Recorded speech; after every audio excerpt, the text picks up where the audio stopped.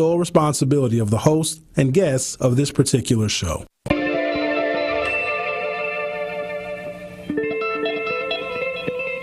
America may have many, many days, but they will be full of trouble. There will be no rest. There will be no tranquility in this country until the nation comes to terms with our problems. Bringing you social and political commentary from his mouth to your ears, breaking down the issues which matter to you. You're not put here to be a white man's footstool.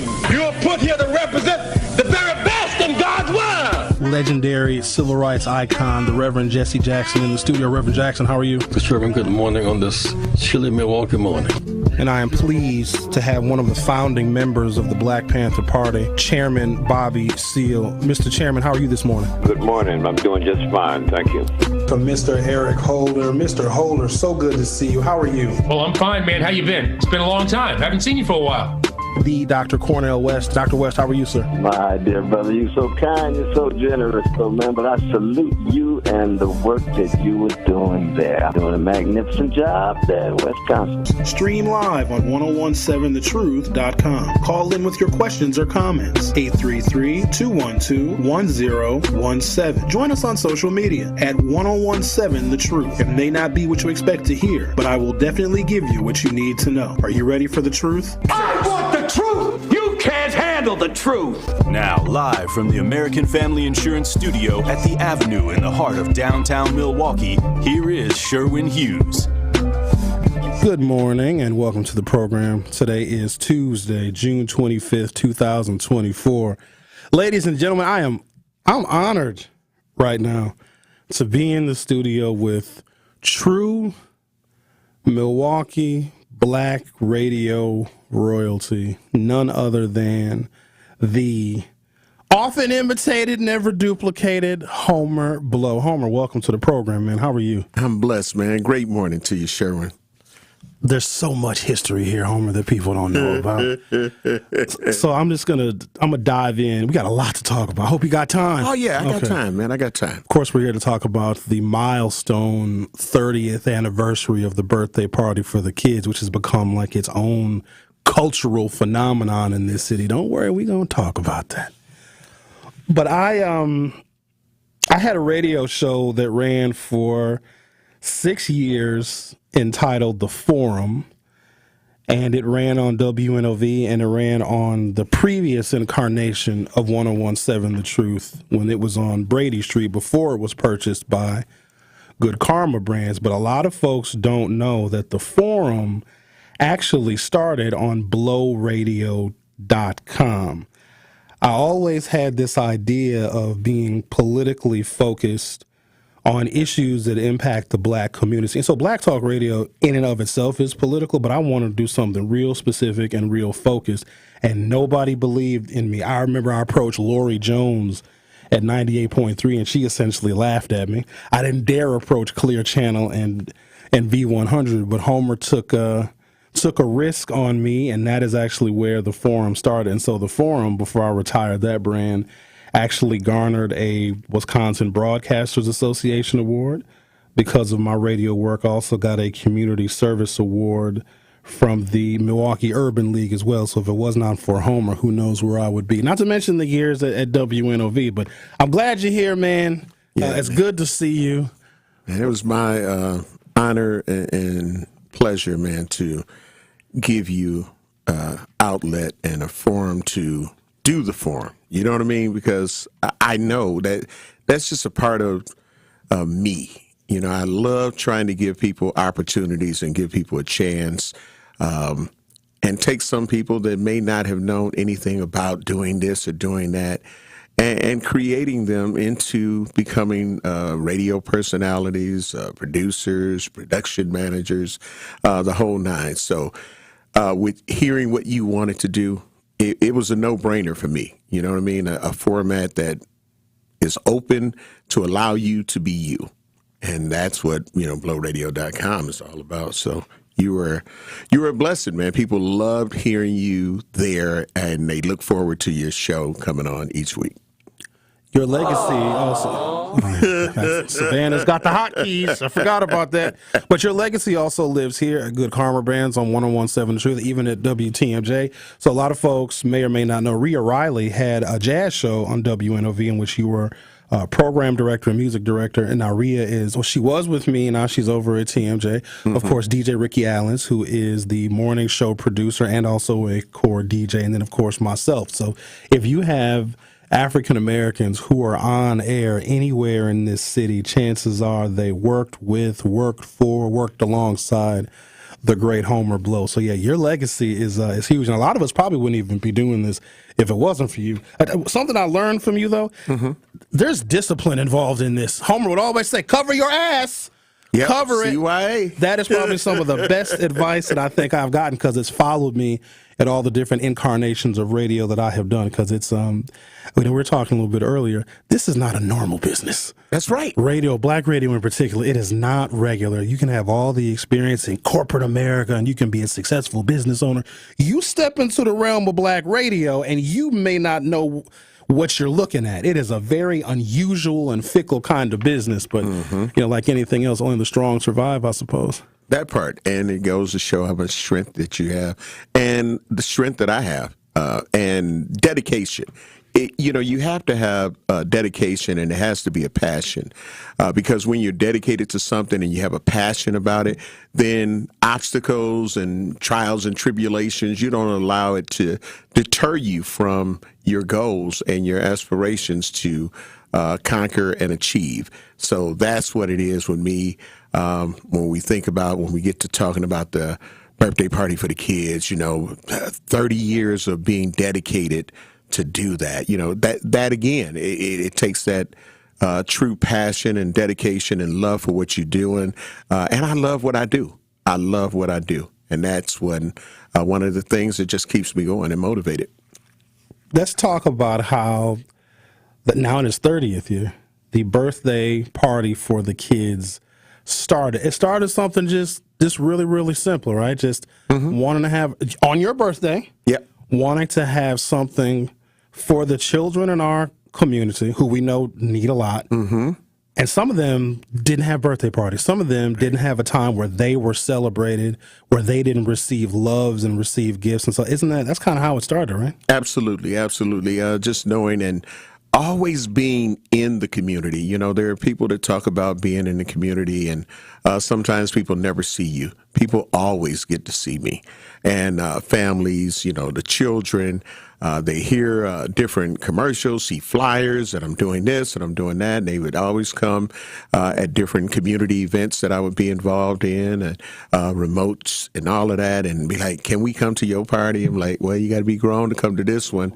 So with that being said, that and knowing that the community was changing and there was a lot of things that we didn't have, and a lot of parents and guardians and foster parents had to make decisions on, are we going to get a real car fix or pay $300, $400 for this electric ride-in car, even though the son or daughter may deserve it. But it's like, hey, I got to make some decisions here. So to be able to try to lighten that load and allow the children to be children, because we so guarded now with our children because of things that are happening in and around our community.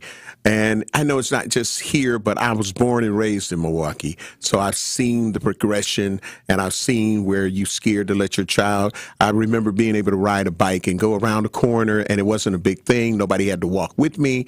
But now it's like you barely want them to leave from in front of the house riding the bike. And if they are, you still got to walk with them. So I wanted to be able to give them an environment to understand what it's like to be children and not have to be trying to be adults. Watching their siblings all the time. They don't get to do anything they consider as fun because they have to watch their younger brother or sister, or they are watching each other. But this party gives them a chance. I tell my volunteers that, hey, don't tell them don't run around. They're children.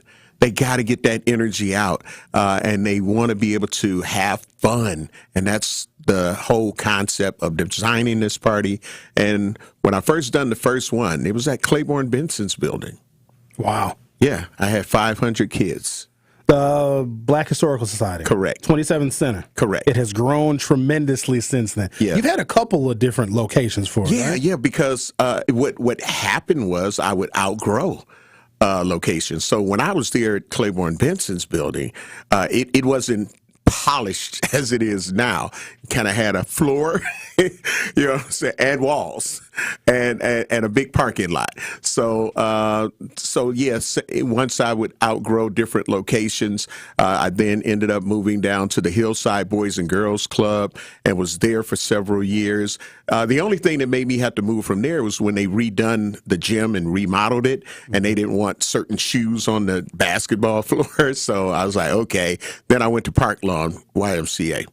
And I was there. I'll never forget. What year was that roughly when you started Park Lawn? Oh, man. Come on, put my thinking cap on. I got to say, let's see, I was at Hillside Boys and Girls Club probably about 6-7 years. I want to say 9. It was, we probably went to early 2000s, maybe. Okay. Or it was late the last couple of years of 98 or 99. And to put things into perspective, the birthday party for the kids started in the 20th century. Man, this is your second century. That part. And that's why when, people come and talk to me, they be like, yeah, I used to come to your party. Now I'm bringing my kids to your party or grandkids. Because, again, you got to think the parties were for 2 years old to 13 years old. And although we have newborns there or whatnot, and but then I used to also do the Homer Blow birthday party for the teens, which would immediately follow the birthday party for the kids. It would be from 7 to 10 for kids 14 to 17. Different concept of giveaways. I was able to give away CDs and music and things like that that I knew that teens would be interested in. But I watched the progression of when it started getting worse with some of the teens, and I never have had an event or anything bad happen at my birthday party for the kids. But when I saw that how they were robbing kids on bus stops and the cruising had started, and I was like, you know what? That would weigh too heavy on my conscience if something ever happened to any of these children that were trying to just attend the Homer Blow birthday party for the teens. So I'm going to take a break, and when we come back, I want to talk about the sheer volume of toys and prizes, and everything is free. Now, I remember back when it was 25 cents because there was something to, kids going in their piggy bank and actually paying a cover charge, but now you've made it free, and it's bigger than ever. It was a party. You paid to go into a party, so I was like, it was a token, and I loved all the people that would give me rolls of quarters and say, this is for any kid that don't got a quarter, and I would have never turned them around, but it just made them feel good. I'd be like, make sure y'all do y'all chores so y'all can come to the party. So adding an element of responsibility, we love that. In studio with me is the legend himself, Homer Blow. We're talking about his 30th birthday party for the kids, which is going to take place on June 29th at the Simmons Boys and Girls Club, 3400 West North Avenue. Going to take a break, and we'll be right back. More of The Truth with Sherwin Hughes is next on 1017 The Truth, The Truth app, and 1017thetruth.com. Tune into the award-winning 1017 The Truth this Saturday at 10 a.m. for another episode of Community Heartbeat, presented by Outreach Community Health Centers. I will speak with practitioners and health experts about developing attitudes and lifestyles which don't just fight illness, but help prevent them. It's not just a show, it's a movement dedicated to bringing our community together through wellness. Do not miss Community Heartbeat, presented by Outreach Community Health Centers this Saturday at 10 a.m. on 1017 The Truth, Milwaukee Black Talk. What distinguishes Old National Bank from other lenders in helping people buy their first home and furthering their small businesses? One thing that really makes us stand out is our grants. We have 2 really big grants right now specifically for first-time home buyers buying in Milwaukee County. The first one is for $15,000. They have to be buying within Milwaukee County and reach certain income limits. And then the second one is for $20,000, and that is through the Federal Home Loan Bank of Indiana. We're headquartered in Indiana, as you you know, Denise. So that is a second grant, and that is really the highest, most robust grant program throughout the entire southeastern Wisconsin area. So it's up to $35,000 essentially that a person could be receiving for their first home. If you are in a position that you're looking to buy your first home throughout Milwaukee County, please give me a call. Please contact me. I'm more than happy to help everybody that I can. And what's your number, Anna? Sure. How can they reach you? 414-978-0283.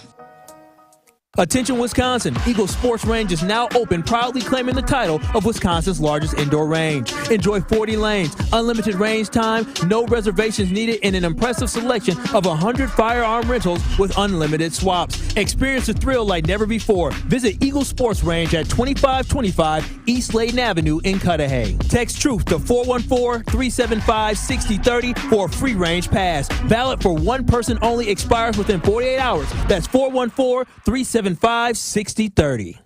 The lives of almost all Americans have been affected by the Social Security Act since it was signed into law on August 14, 1935.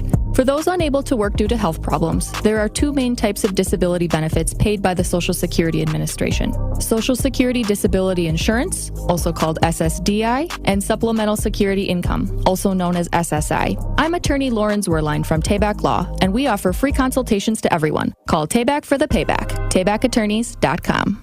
Are you or someone you know between the ages of 15 to 17 and a half looking to obtain a driver's permit? Be road ready with Greater Milwaukee Urban League. Monday through Friday from July 15th to August 2nd from 10:30 a.m. to 12:30 p.m. you can work to get your driver's permit. For more details or to see if you qualify for this opportunity, please contact Darnell Lathan or visit tmul.org for more information.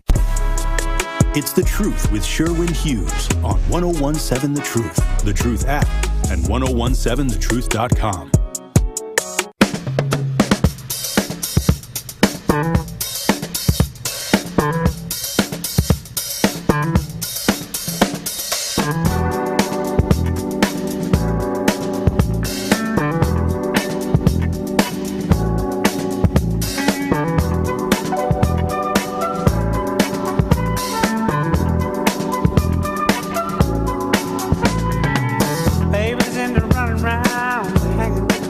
Studio, the legend himself, Homer Blow.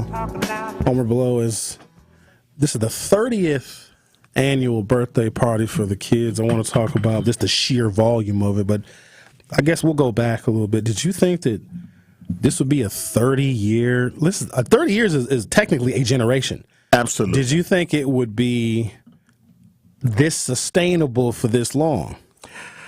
I wanted it to be. But, you know, I know that there's things that we go through and life changes that happen for people.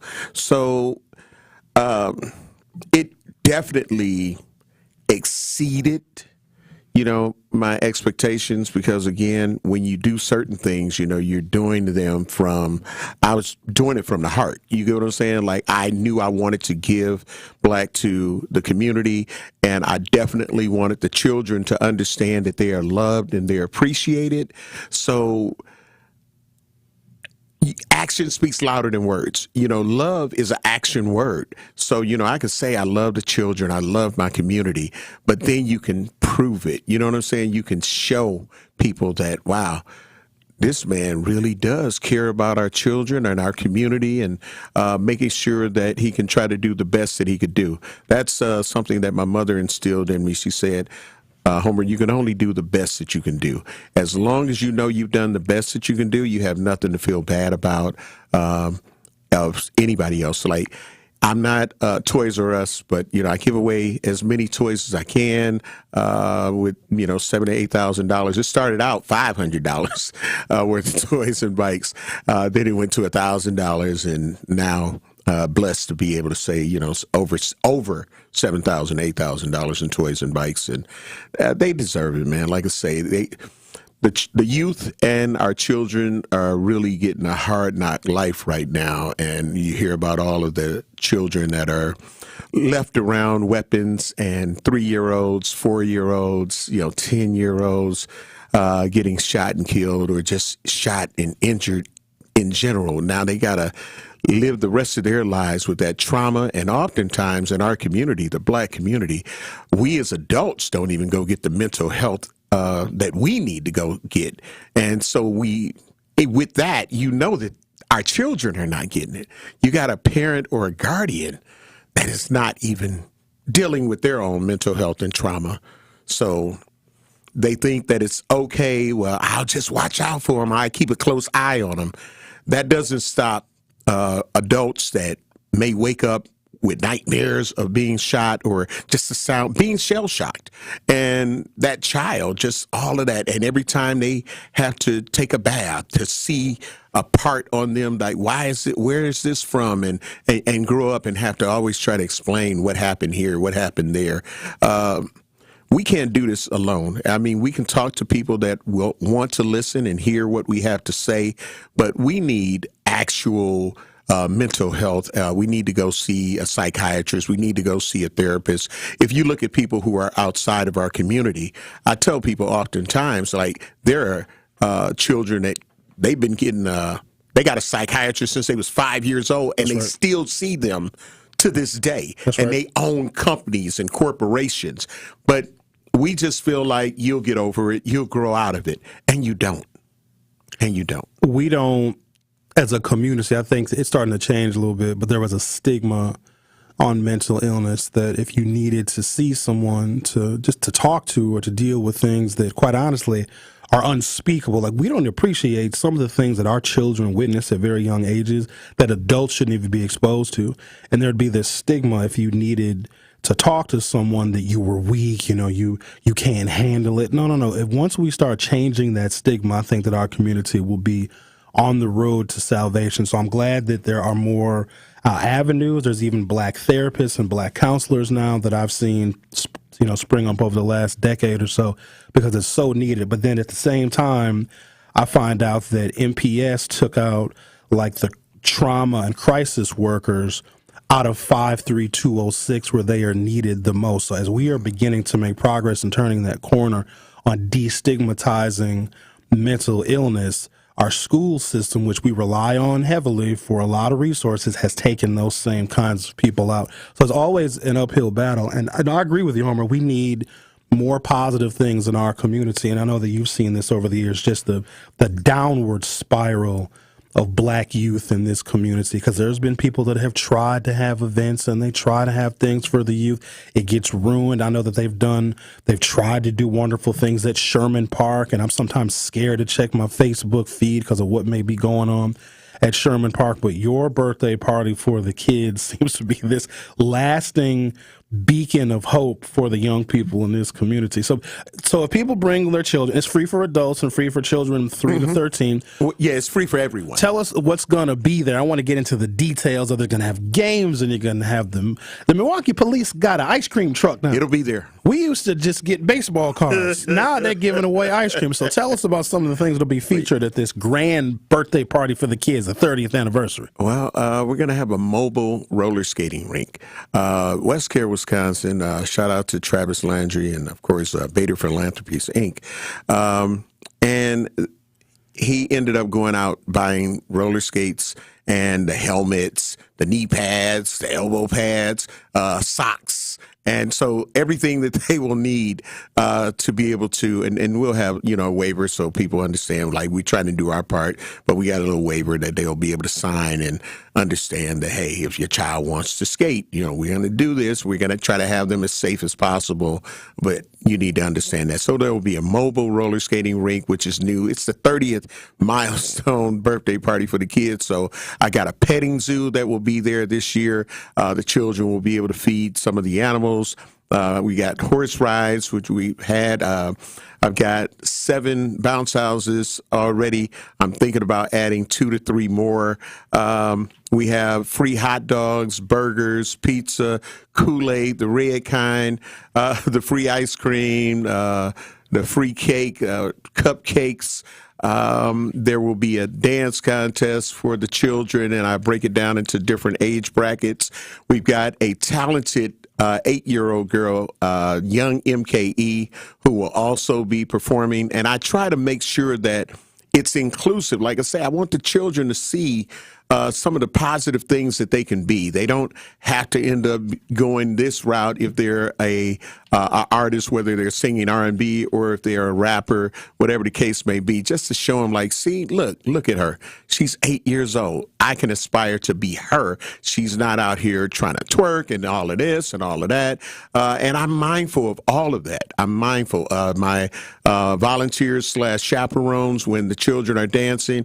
If the mother or the father try to let them go and do this, no, we don't do that here. I'll stop the music before I allow that, because it's already too much of a negative impact that it's having on our community. So, like I say, it's going to be the free ice cream from the MPD ice cream truck. We got a fire engine that will be there. I normally have the mobile Survive Alive house, but since Summerfest has kind of changed, it'll be at Summerfest. So again, the Milwaukee Fire Department is always helpful with that, because I want the kids to learn fire safety. I want them to understand and be able to ask the firefighters, why y'all turn the lights on, and get all of that information and know how important it is, and to be able to survive, because there's a lot of fires that happen in our community and inner city. So again, trying to make it educational, and with the different sponsors, I'll be giving away, shout out to Spectrum. They always give me a couple of notebooks, computer notebooks to give away, and we've got just so many others. The child care centers that are there, Malika Early Learning Center, Children's Knowledge 2 and 3 on Hopkins. They'll be there enrolling your youth, so you'll be able to have them in some child care centers that really care about your child. 5-star. And Lynn's Precious Moments, which is soon to be CARE's Child Care Center.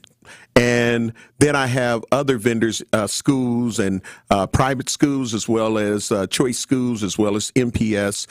They'll be there. A lot of different vendors. I've got DJ Eleazar, who will be bringing his hot dog cart out. So we're giving away hot dogs, but he's going to come and give away 200 hot dogs. And then I've got Four Seasons, Carl. He's going to come and give away 250 hot dogs with refreshments and chips and all of that. So it's just designed for the kids. All of the mascots that the children like from the shows that they watch.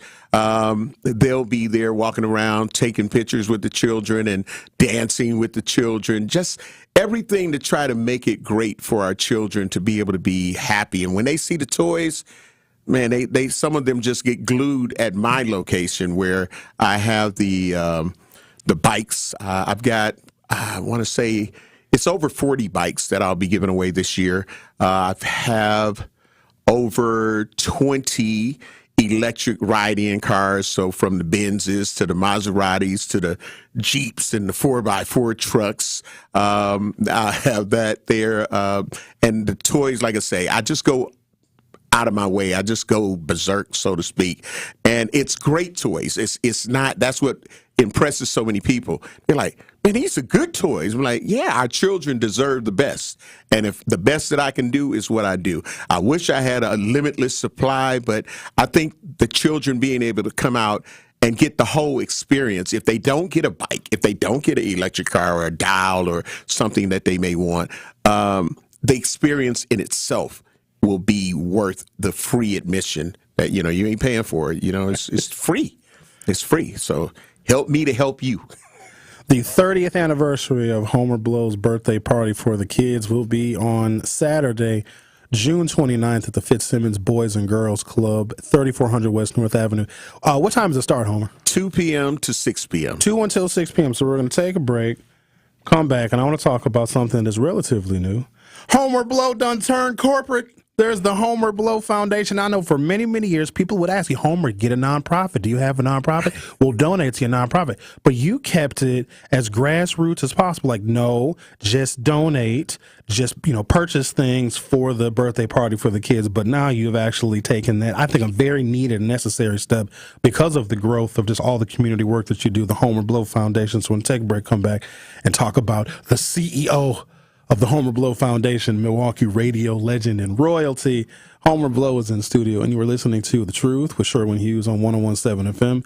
If you don't have our YouTube stream up, I don't know why you don't. Go to youtube.com or open up your YouTube app from your smartphone or other mobile device, search 101.7 The Truth, hit subscribe, and then you'll be able to participate in our YouTube chat stream. Don't go anywhere. We'll both be right back.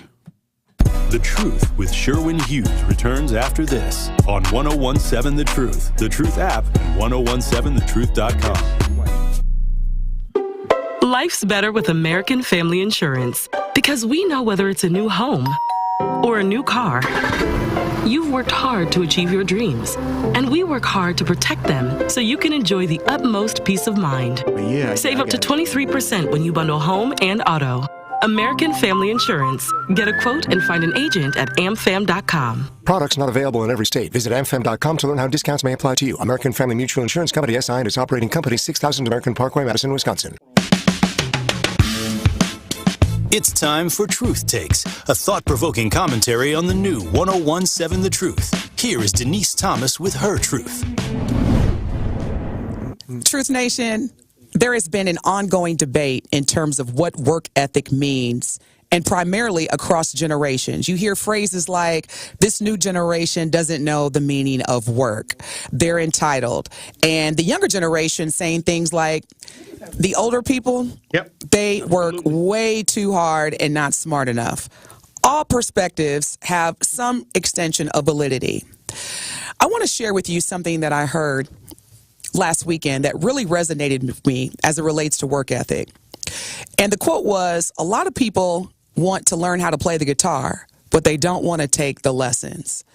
And so, Truth Nation, as we continue to have ongoing conversations about the meaning of work and work ethic, I want to ask each of us to consider what work means to us. And in terms of what we are looking to gain from whatever aspect of work that we deliver every day, is it equal to what we want to gain? In other words, are you putting in the work that's not just short game or 60 seconds or less, but the work that is going to create a long impact on whatever return on the investment looks like for you? Let's start having more conversations about the meaning of work, making sure that we're aligned on what that looks and feels like, and ultimately not giving up on doing the work, because goodness knows we got a lot of work to do. This has been Truth Takes on the new 101.7 The Truth. Listen to The Truth Be Told with DT and Tellez weekdays from 7 a.m. to 9 a.m.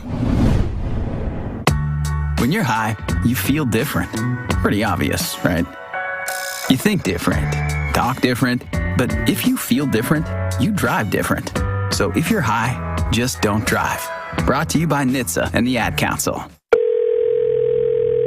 I feel so stuck. The Veterans Crisis Line is here for you. Dial 988, then press 1 to call. Serious truck crash? Call Gruber Law Offices today.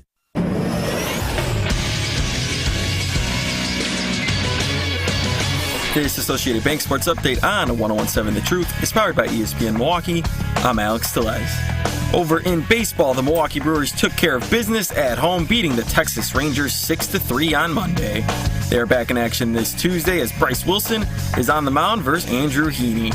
First pitch is scheduled for 7:10, with coverage beginning over on WTMJ at 6:35. Brewers currently still sit at first place in the division with a 5-game lead over the St. Louis Cardinals. Over in the NBA, the Milwaukee Bucks continue to prepare for this year's 2024 NBA Draft, as Day 1 is tomorrow night, this Wednesday at 7, as the Bucks hold the 23rd pick in the draft.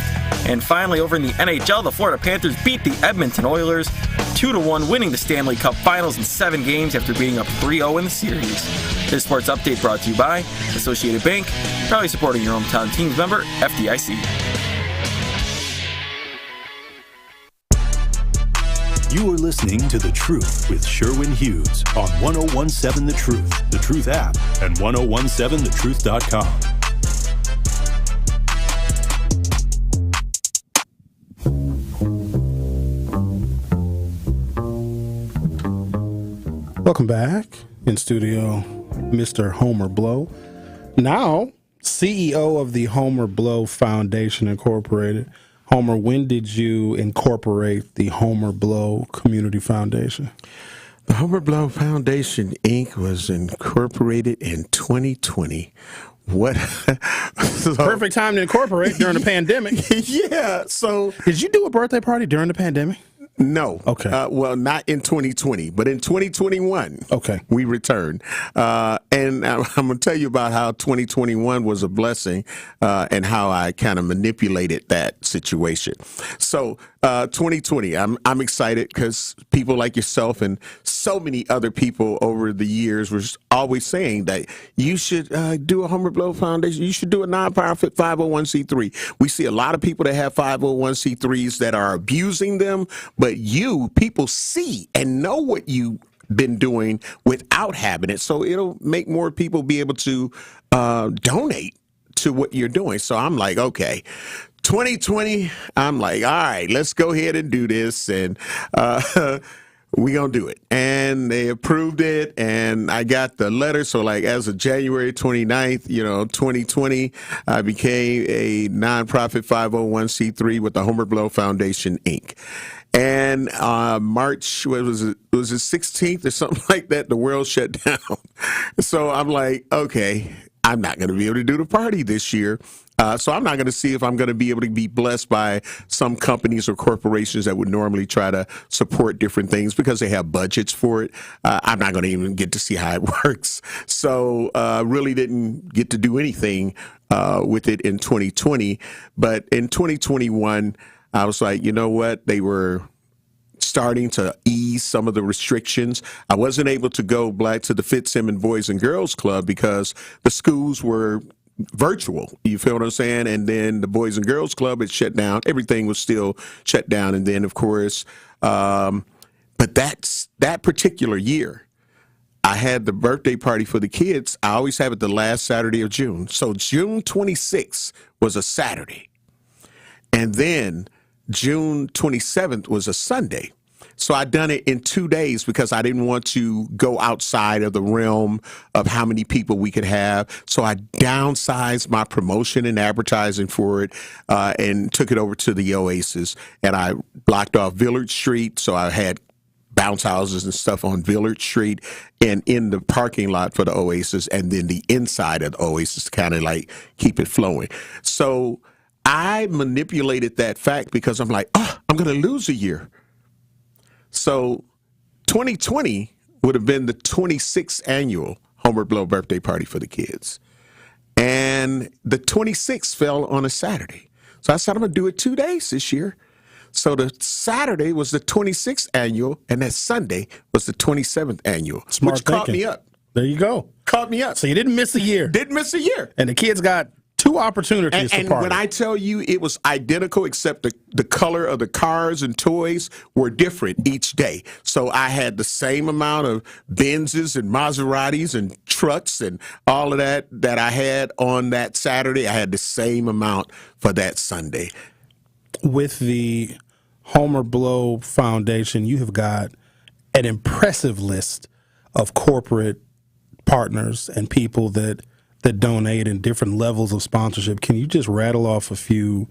I know you said the Bader Foundation and others, some of the big names. Like for people that are unaware of this birthday party, like this is a premier event in our community for our children that is being supported by a number of large players in Milwaukee. So who are a few of your sponsors this year, Homer? I have to thank the City of Milwaukee Office of Early Childhood Initiative, Dia Wright.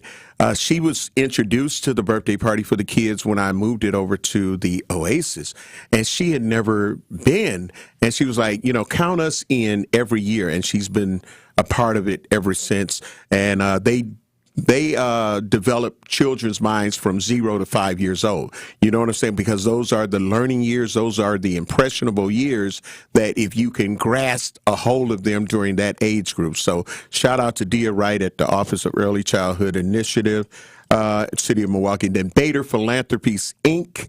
and West Care, Wisconsin. Shout out to Travis Landry. Shout out to Samara over at Bader Philanthropies, Inc.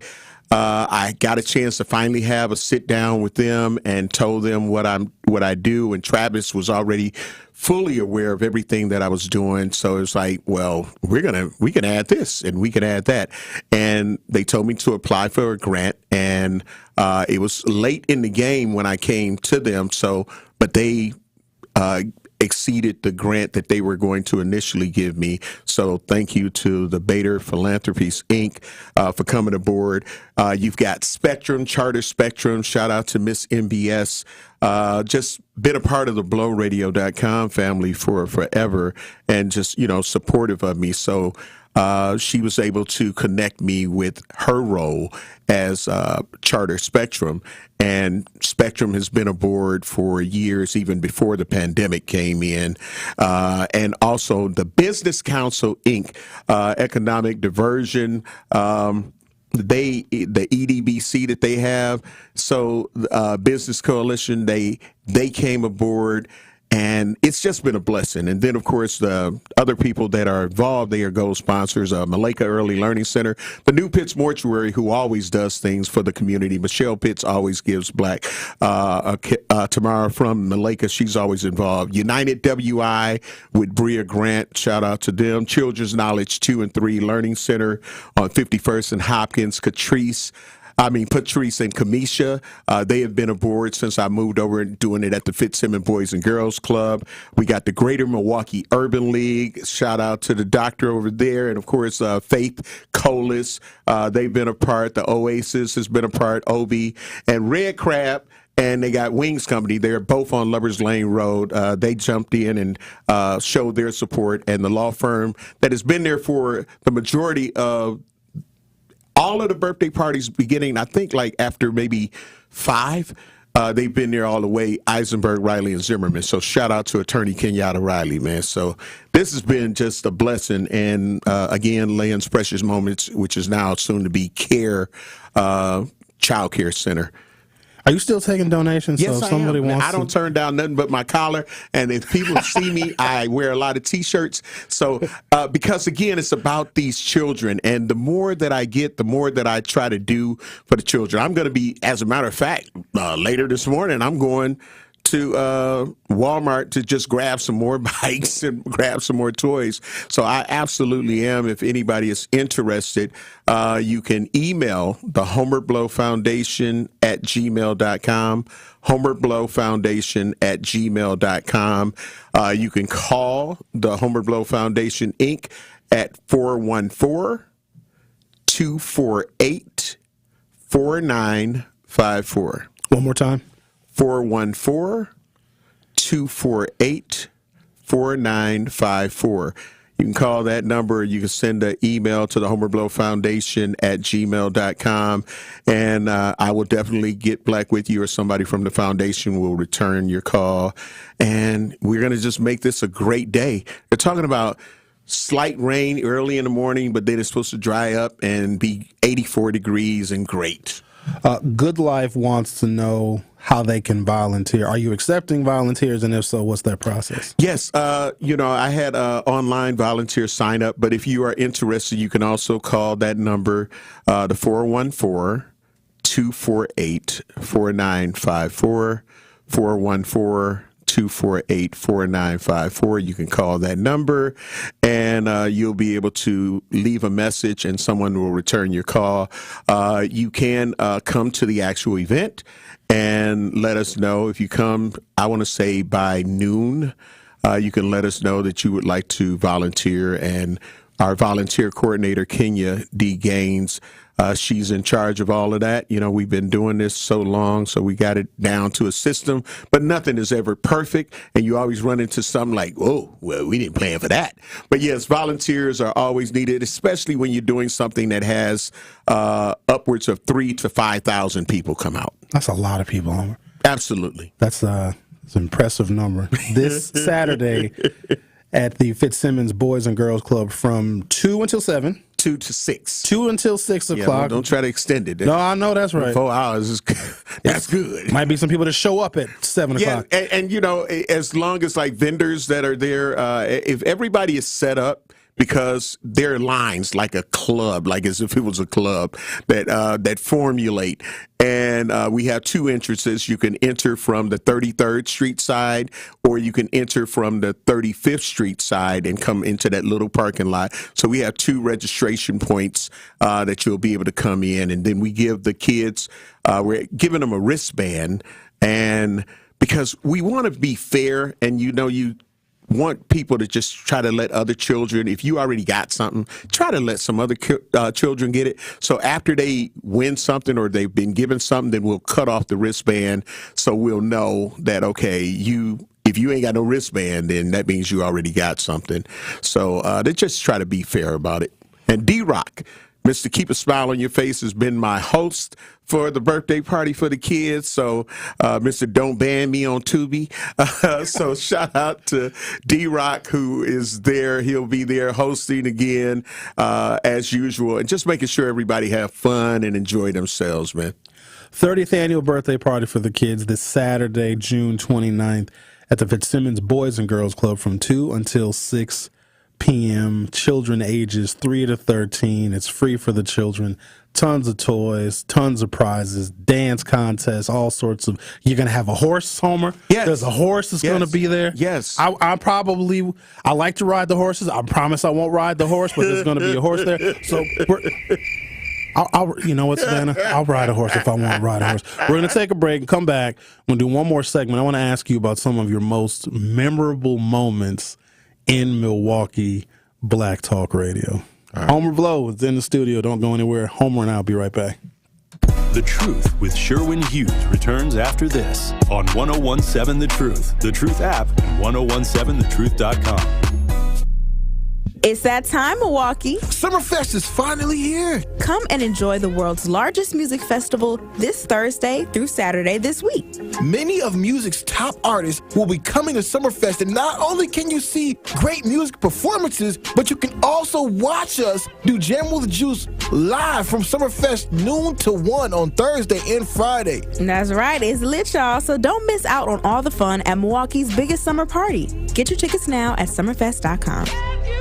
The Empowerment Small Business Loan Program, we're talking about up to $5 million, which for small business owners, we need that. That's like payroll, that's resources. So can you just let us know, what is the program and why is this lending program so important to Old National Bank? Years ago, our CEO, Jim Ryan, this program is his brainchild. He was working with Roland Shelton, who you know, Denise, out of Evansville, and they identified that African-American business owners, Hispanic business owners, Native American business owners, as well as women business owners had a difficult time in obtaining financing from the traditional credit partners. And so we went out, created a program, launched it last year, 2023. And so far last year, we have helped over 100 successful minority and women-owned businesses with about $25 million in loans. We've already started this year with almost $8 million in approvals, again, geared toward minority business owners and women business owners that normally had difficulties in obtaining traditional credit finance. Okay, Fred, so I got some questions. What's up? Where should I go if I want to start my own business? You go to EerieInsurance.com. Okay, Fred, so where should I go if my kid needs an internship? Or if I need a job, where do I go? You go to EerieInsurance.com. Okay, so what if I want to work for a company that believes in diversity, has great benefits, and growth for people like us? You already know. It's EerieInsurance.com. Man, so Fred, I just need to go to Erie Insurance? Go to EerieInsurance.com for all that you need. It's amazing!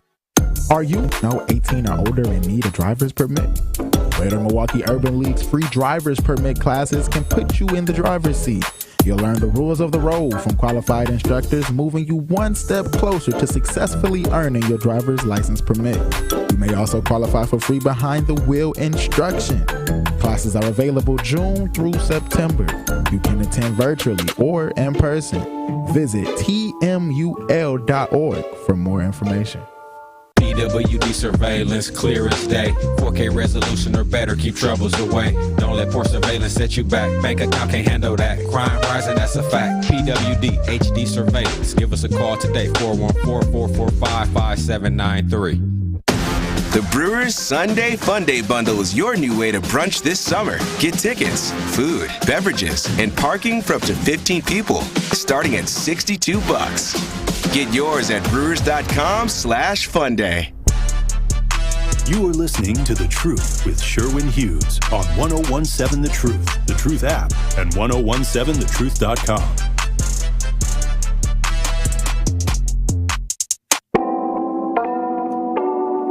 Welcome back. Homer Blow is in the studio, just reminiscing about things. I was to ask Homer about one of his most memorable. There's so many working in this business. There's so many people that you talk to, and it's a pleasure to interview some of these folks. And more than that, just to get to know them. But Homer, you remind me of something that I don't want to say I forgot about it, but it's like so much has happened since then. When I interviewed Dr. Maya Angelou before she passed away. So this is in 2012 when she was a surrogate for the Barack Obama campaign. And she called to talk about, why people should reelect Barack Obama and how close she was with Michelle Obama and the whole Obama family. And so through the course of our conversation, of course, I asked her about her life, and she's had an incredibly fascinating life.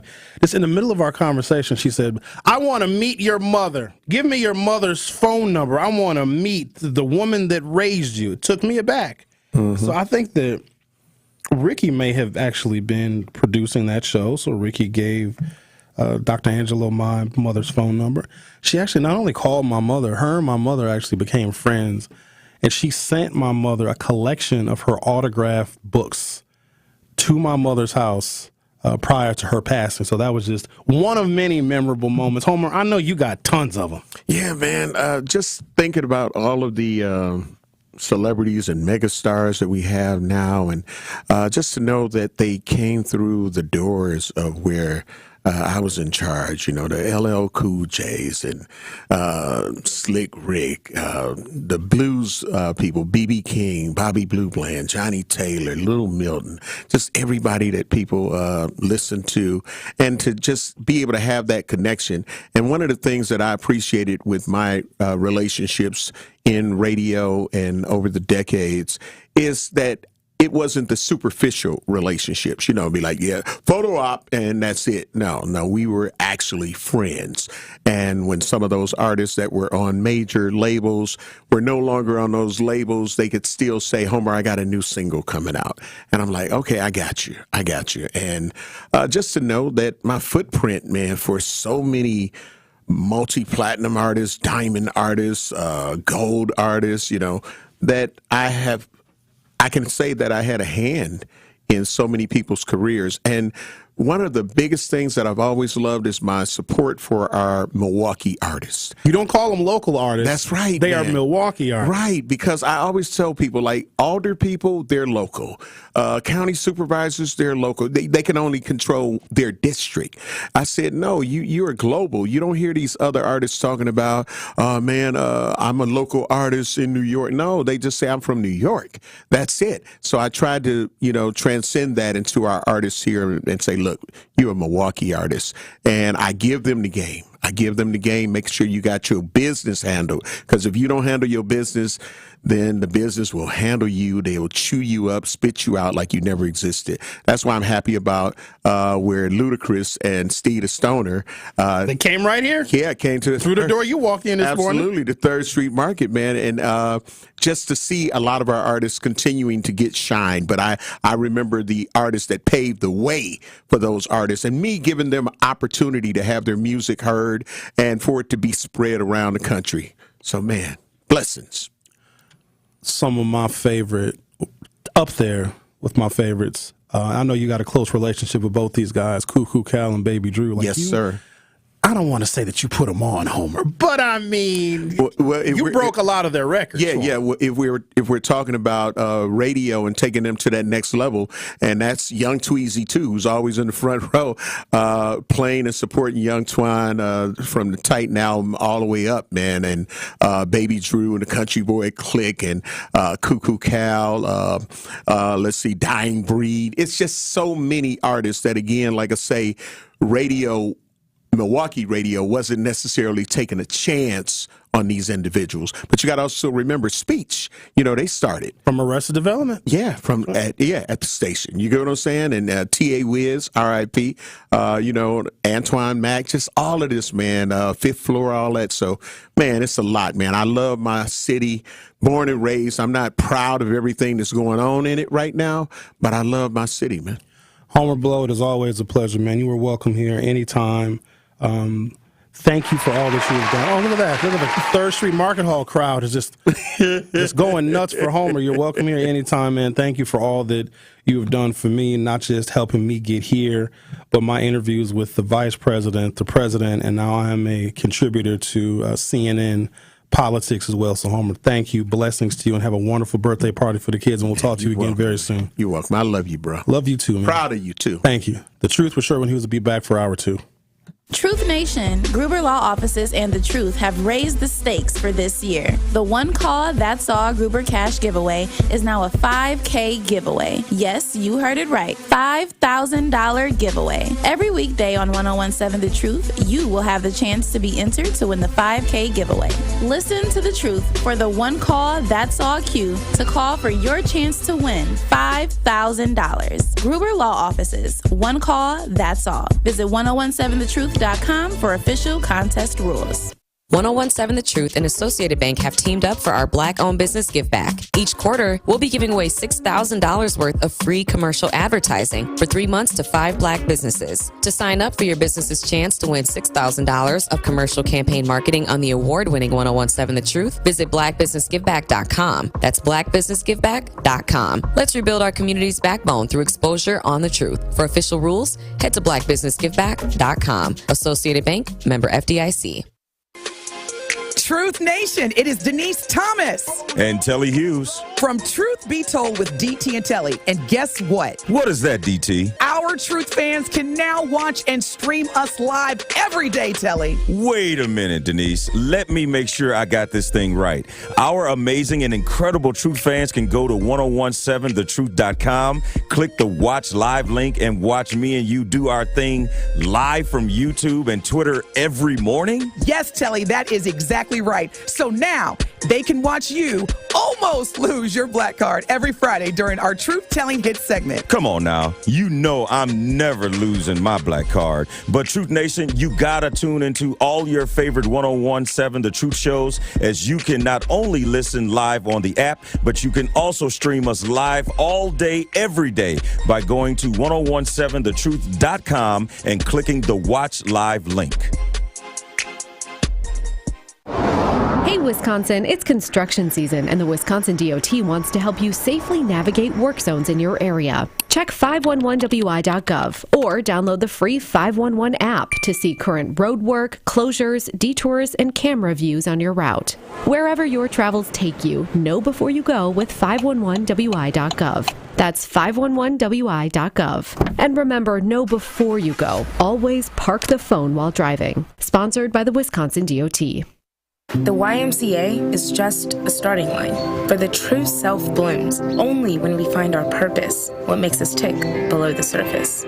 My why is diversity and unity, a safe space in my community, living with sincerity, giving every day my everything. With my why, I stand strong, seen and supported all along. It's a million faces in a mirror, and everyone belongs. Find your why. Learn more at ymca.org for a better us. You are listening to the home of Milwaukee's realest conversations. 1017 FM, 1510 AM WGKB Waukesha, and W269DL Milwaukee, a locally owned Good Karma brand station.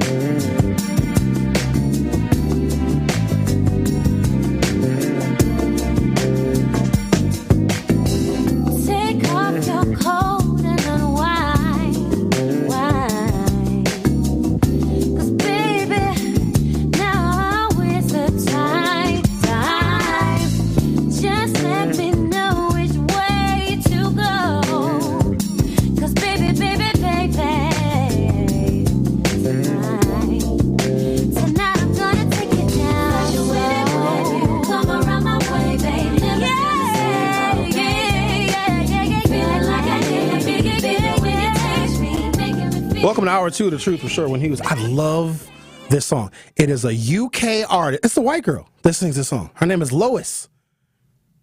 I can't hear you, Savanna. What'd you say?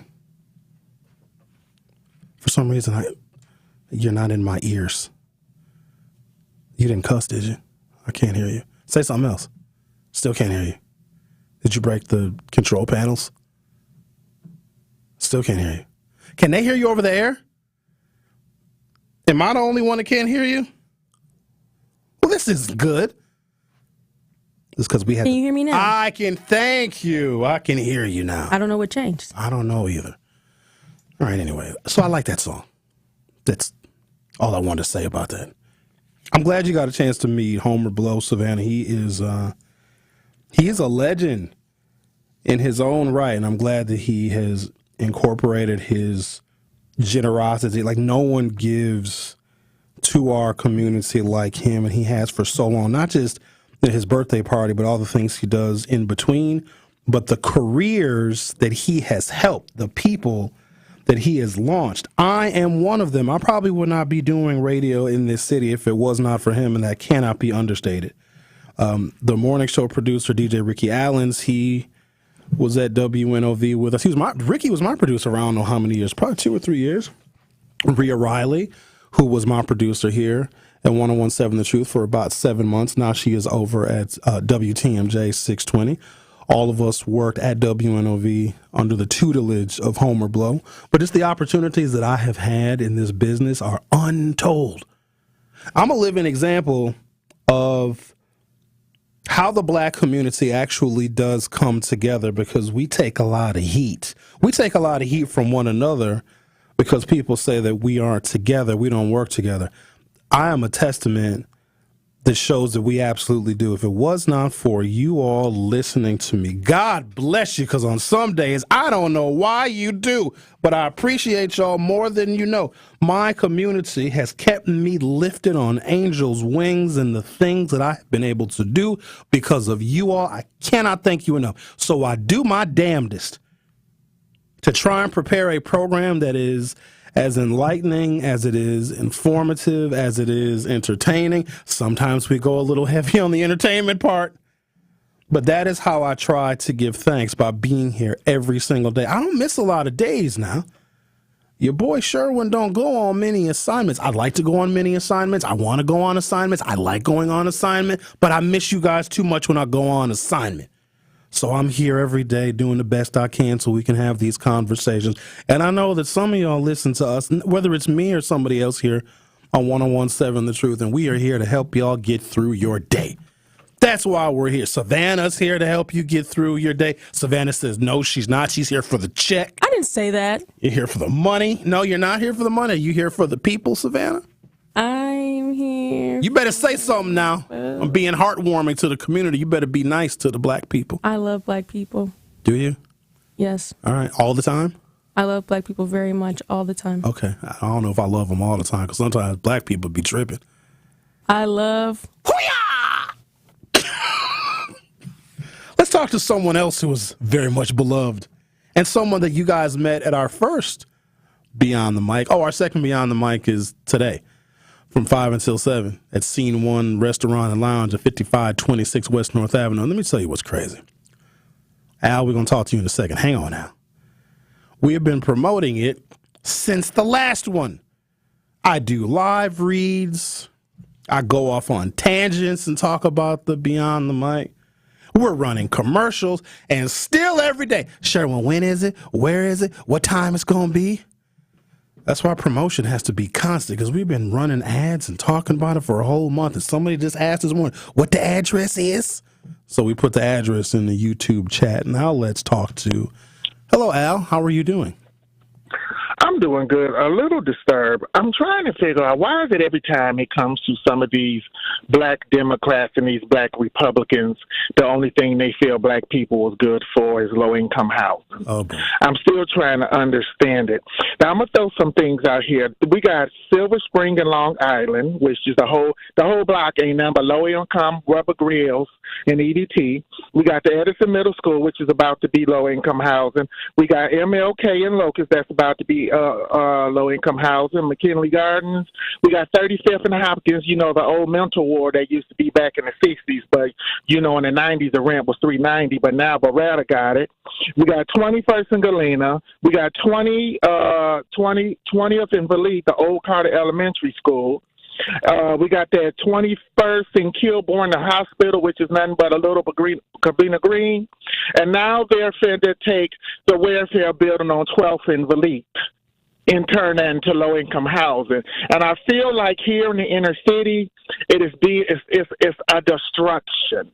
Now, I have nothing against low income, but we as black people are worth so much more than low-income housing. And let's not forget 15th and North in the back parking lot is nothing but dirt. But when I look at other places like 68th and Clark, Washington Highlands, 91st and Center, 67th and Emory, 67th and Hadley, you don't see none of that over there. Because we all know when it comes to low-income housing, it lowers the property value. It's sort of enabling people. You have low expectations and low standards. You have issues with garbage, increased crime. You always have quality and maintenance concern, rising taxes. I know you sitting back looking lovely, Cavalier John, because I called his office, and the office said, well, he don't have no hands in that, but he's on the picture holding the shovel along with Crowley. Money is money. Don't forget Malele Cox, the opportunist, who was always in front of the camera with that 62-inch ass. Damn. But when it comes to the inner city, it's always a hotbed for something that's next to nothing. And what I'm starting to feel is that some black people have lowered their expectations, because when you lower your standards and you lower your expectations, it requires no work. And a lot of times those people let everything go from sugar to sugar, honey, iced tea. What is the favorite saying that a lot of them people say when they don't want to apply that pressure and let that 10,000-pound elephant out of the cage? You know their favorite saying? No, but I have a feeling you're going to tell me. I'm going to let God handle it. So you want somebody else to come down here and fix something that you can fix yourself. And when you look at the inner city, now they're probably thinking, well, just throw them some kibbles and bits. We as black people are bright, smart, and intelligent. We're more than fried chicken, blunt wrap, liquor store, churches on every single corner, and low income. Why not encourage people not to go in low income? How about encourage them so they can be an asset to society and boost the economy? Because a lot of times when you have low income, you have a lot of low income issues, and it's not healthy for residential neighborhoods. Actually, it brings the residential neighborhood down. Al, I got a question for you. What would you propose instead? And I do have a reply for why we're seeing so much low-income housing, but what would you do instead of turning some of those places you mentioned into low-income housing? Well, the first thing I would do to those people, I would try to have them put some money aside, like some grants, so they can get a GED, get some type of education, and I don't mean a CNA or a child daycare teacher. Try to help them probably get in the trade or get some type of associate degree where they can make some type of living versus waiting on an EBT card to hit the 1st through the 5th and a check of $673 that comes at the end of the month. Or if they got one of them kids from crack and cocaine, then they will probably get their check around that time too. I would encourage them to do something rather than just sit there and let life pass you by. Because what happens is when you have a person like that or a group of people, they get comfortable with those standards. And when they get comfortable with those standards, those are people you don't have to worry about competing for your job and being an asset to society, because you're going to have the rich and you're going to have the poor. And we already know with the inner city, they keep raping their bank accounts by raising taxes. Because isn't it funny how they raise taxes? Cavalier Johnson got a boost within 24 hours. On top of that, we ain't reached out to none of these companies, these 453 factories. We have Kia who just built a $200 million facility in Georgia. We ain't reached out to them, but we standing on TV with a 62-inch ass and the bag we are talking about. We gonna sue them. We got Honda who popped another a plant. We got General Motors that popped another plant. That's, I believe, near the Illinois-Detroit border. You got Toyota that made their plant even bigger in Texas, but with Milwaukee, one of the hotbeds that used to be for factories.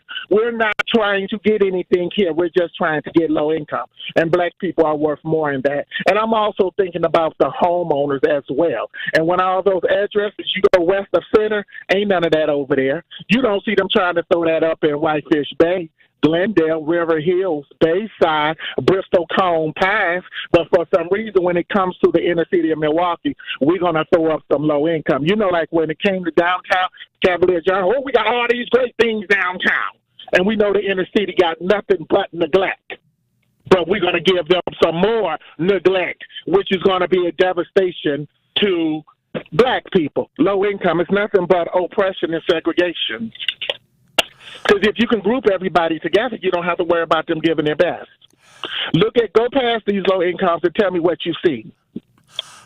Al, okay, I'm just saying. I hear your point, and I do want to unpack some of this because I commiserate with you a little bit, but I think I need to explain why we're seeing so much. Let's not call it low income housing. We got to call it affordable housing. And look, and I get it. Well, it's a drain on our resources, but I don't think it's because we have a low standard for black people. But let me first say this. So, Al, what you just said was a political speech. You need to run for office and say exactly what you just said, and you would win pretty much any office that you ran for. Because I think you speak the minds of a lot of African Americans in this city that totally agree with you that it is it's a low expectation for black people while we are building low income affordable housing and not trying to attract more jobs and more factories, et cetera. So I think that you have the start of a political career. But affordable housing is nothing but a bougie word for low income. They're just not trying to fool nobody. But housing is really expensive, though, Al. That's the thing. And there is an absolute demand for housing in the city. Okay.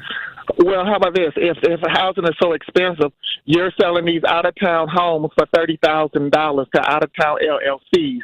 A lady is paying a slum landlord $890 a month for a flat at the basement flats every month. Why they're not trying to give some of these opportunities to people who live in the neighborhood to buy their house? We are, Al. Axe Housing. It's why I've been partnered with Axe Housing for 3 years now, because they are let me ask you a question. Okay. Well, why, if you're on welfare, they still kick you off if you try to go get a college degree? I didn't know that. Are you sure? Yeah. I thought it was based upon your income. So if you're enrolled in college, they kick you off for the welfares? Because they said you're getting financial aid and that's income. I didn't know that. Can we verify that? That sounds very unfair. You know that to be a fact, Al? You heard that somewhere. I know a couple of girls who are trying to go to college, and welfare told them, you going to college, you're getting financial aid, they'll kick you off. So either you're going to have to go under the table and don't tell nobody because they look at that as income. All I'm saying is why we keep allowing this in the inner city. It's not helping the inner city. You know all the great things we are known for in Milwaukee, but the inner city going to be known for low income. And all those black politicians wouldn't live in one. David Crowley, with that gap between his tooth, wouldn't live in one. Russell Stanford, I'm just keeping it 100. I'm not sugarcoating it. The same with Russell Stanford, who got them 3 houses on the corner of 18th and Harley, where the grass is so tall that the grass got sleep apnea with a blue top. He wouldn't live in no low income. But we will always push this, but they only move when it comes to white people. And that's why I have a problem. And also, black people, we got to start pushing back because we're worth more than low income. All they're trying to do is localize the blacks and the colors. All right. Thank you so much, I wish all you a great day. Okay, then. That was a lot. I don't know why Al that kind of makes black people look bad. I come at it from a different perspective. So there's a need and demand for affordable housing that is new, that is renovated, that is safe, and that is secure. But I don't see it as a bad thing when people can live somewhere that's a decent place to raise their family. And if we've got a lot of excess real estate that's essentially collecting dust, I appreciate that our leaders are trying to turn it into affordable housing, because some of the housing options that exist are substandard or they're owned by private individuals and private companies. And there's a nationwide conspiracy to raise rent. It's not a coincidence how rents have gone up 30, 40, 50% in the last 4 or 5 years. In fact, the rent increases in the last 5 years, we've never seen anything like this ever in human history, and that's categorically unfair. The other thing is, and I agree, right, we do need opportunities in the city, and we do need factories. We used to be a beacon for industrial employment here. It's why a lot of African Americans migrated from the South to the North, but we don't have the workforce, and we tried this once before. When you bring a whole bunch of jobs and businesses here, we come to find out that Milwaukee residents are not qualified for those jobs, and what it ends up being is jobs and opportunities for people who live in Milwaukee County, Sheboygan County, Waukesha County, Jefferson County, Racine, etc. Because too many of our people are unqualified for jobs that pay $50,000, $60,000, $70,000 a year. It's because we are lacking skill set, we are lacking work ethic, we are also lacking a foundation in our public education system. So even if we brought all of those things here, it would not necessarily help the African American community. I do commiserate with Al, because if you are a middle class or higher African American, there's not really a whole heck of a lot for you to do. There isn't. We have far too many people in this city that are living deep in the throes of poverty. In fact, Milwaukee is probably in the top 10 poorest cities in America. I hope we're not in the top 5, because that would be even more embarrassing, but I think we're in the top 10. But this stems from housing segregation and African Americans being kept out of the money and the wealth and the assets and the income that home ownership could have brought us. So that is where we are still lacking. So at least leaders are trying to do something when it comes to affordable housing. But these are not overnight fixes, because all of this stuff didn't happen overnight. The racial segregation of this city is economic. You put the black people where the resources do not exist. Now, there was a period of time where we lived where the opportunities were. A.L. Smith was a great example. But you got to deal with political forces, too, because I hear what you're saying now, and there's a lot of people that probably agree with you. When you have a Republican-controlled legislature, you got to think about this incarnation of the Republican Party, which is very, very different than what we all are used to. It has flown completely off of the rails. And because they control the state budget, yes, we have a Democratic governor, but there's only so much he can do when the Republicans control the state Senate and the state assembly. Do you think that they want black people to be successful? And so I get it. Low-income housing is what's getting built, because that's the only thing that the Republicans are allowing us to use our tax money for.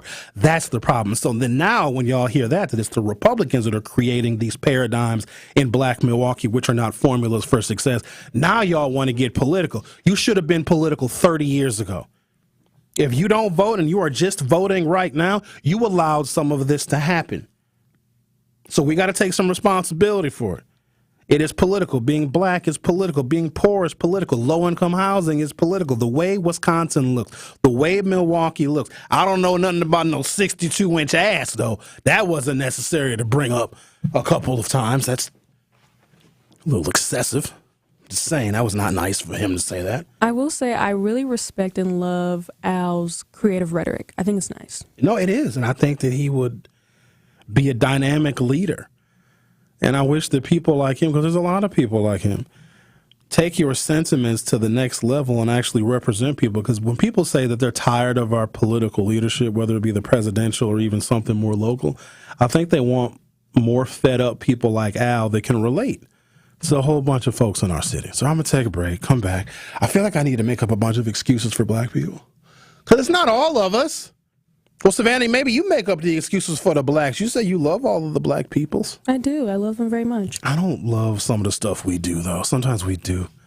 Yeah, but it is what it is. Other races have their things. We have ours. It is what it is. Black girl wearing a G-string bikini on the east side on Oakland Avenue yesterday that was twerking. Get it, girl. No, not get it, girl. Yes, she was twerking in the middle of the street in a G-string. Sight to see. That's not appropriate behavior. That's not, you don't twerk on Oakland Avenue. Why not? Because that's not appropriate. Euros, what if children are there witnessing the twerk? It's a cultural thing. Okay, I got to take a break because you guys are overwhelming me here. And no, twerking is not cultural. Yes, it is. And you know that. Come on. Everybody, no. Yes, it is. Asians twerk. That's appropriation, but we won't get in that conversation, okay? Flattery, right? Nobody has a monopoly on culture. Yes, I say that. I say that we do. The Truth with Sherwin Hughes will be right back. More of The Truth with Sherwin Hughes is next on 1017 The Truth, The Truth app, and 1017thetruth.com. The Truth Family Fest is back. If you're looking for a fun opportunity to showcase your clothing line, restaurant, nonprofit organization, food truck, or small business, look no further than doing it at our Truth Family Fest on Saturday, August 17th. We are currently accepting vendor applications for our festival, and you don't want to miss out on this great opportunity to promote your business and be part of all the fun. For more information or to sign up to be a vendor, visit truthfamilyfest.com. Get ready for an event like no other.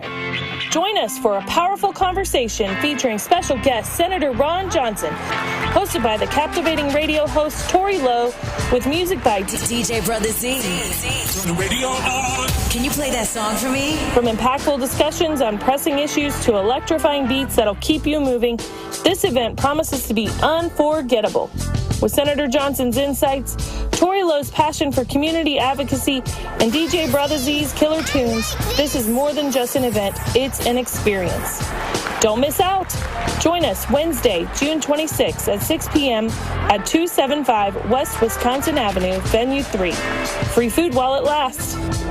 The Republican Party of Wisconsin paid for and is responsible for the content of this advertising. Not authorized by any candidate or candidates committee. www.wisgop.org. Hi, Drew and Jonathan Scott here, reminding you that a lot of life's firsts are better with help from American Family Insurance. Like your first home expansion or your first big lightning strike. There's a first for everything. Get the right home policy at the right price with the right help from American Family's agents. Life's better when you're under American Family's roof. Insure carefully, dream fearlessly. Get a quote and find an agent at amfam.com. Products not available in every state. American Family Mutual Insurance Company SI and its operating company 6000 American Parkway, Madison, Wisconsin. Associated Bank knows your small business isn't just a venture. It's your dream and a vital part of the community. And we're not just a bank. We're your neighbors. We're looking out for you. That's why Associated Bank offers quick online applications and approvals with funding in as fast as one business day, checking with no minimum balances or maintenance fees, and prompt customer service. Explore our products at associatedbank.com/business or visit a branch for more details. Subject to credit approval. Member FDIC, Equal Housing Lender. Are you or someone you know between the ages of 15 and 17 and a half looking to obtain a driver's permit? Be road ready with Greater Milwaukee Urban League. Monday through Friday from July 15th to August 2nd from 10:30 a.m. to 12:30 p.m. you can work to get your driver's permit. For more details or to see if you qualify for this opportunity, please contact Darnell Lathan or visit tmul.org for more information. It's The Truth with Sherwin Hughes on 1017 The Truth, The Truth app, and 1017thetruth.com.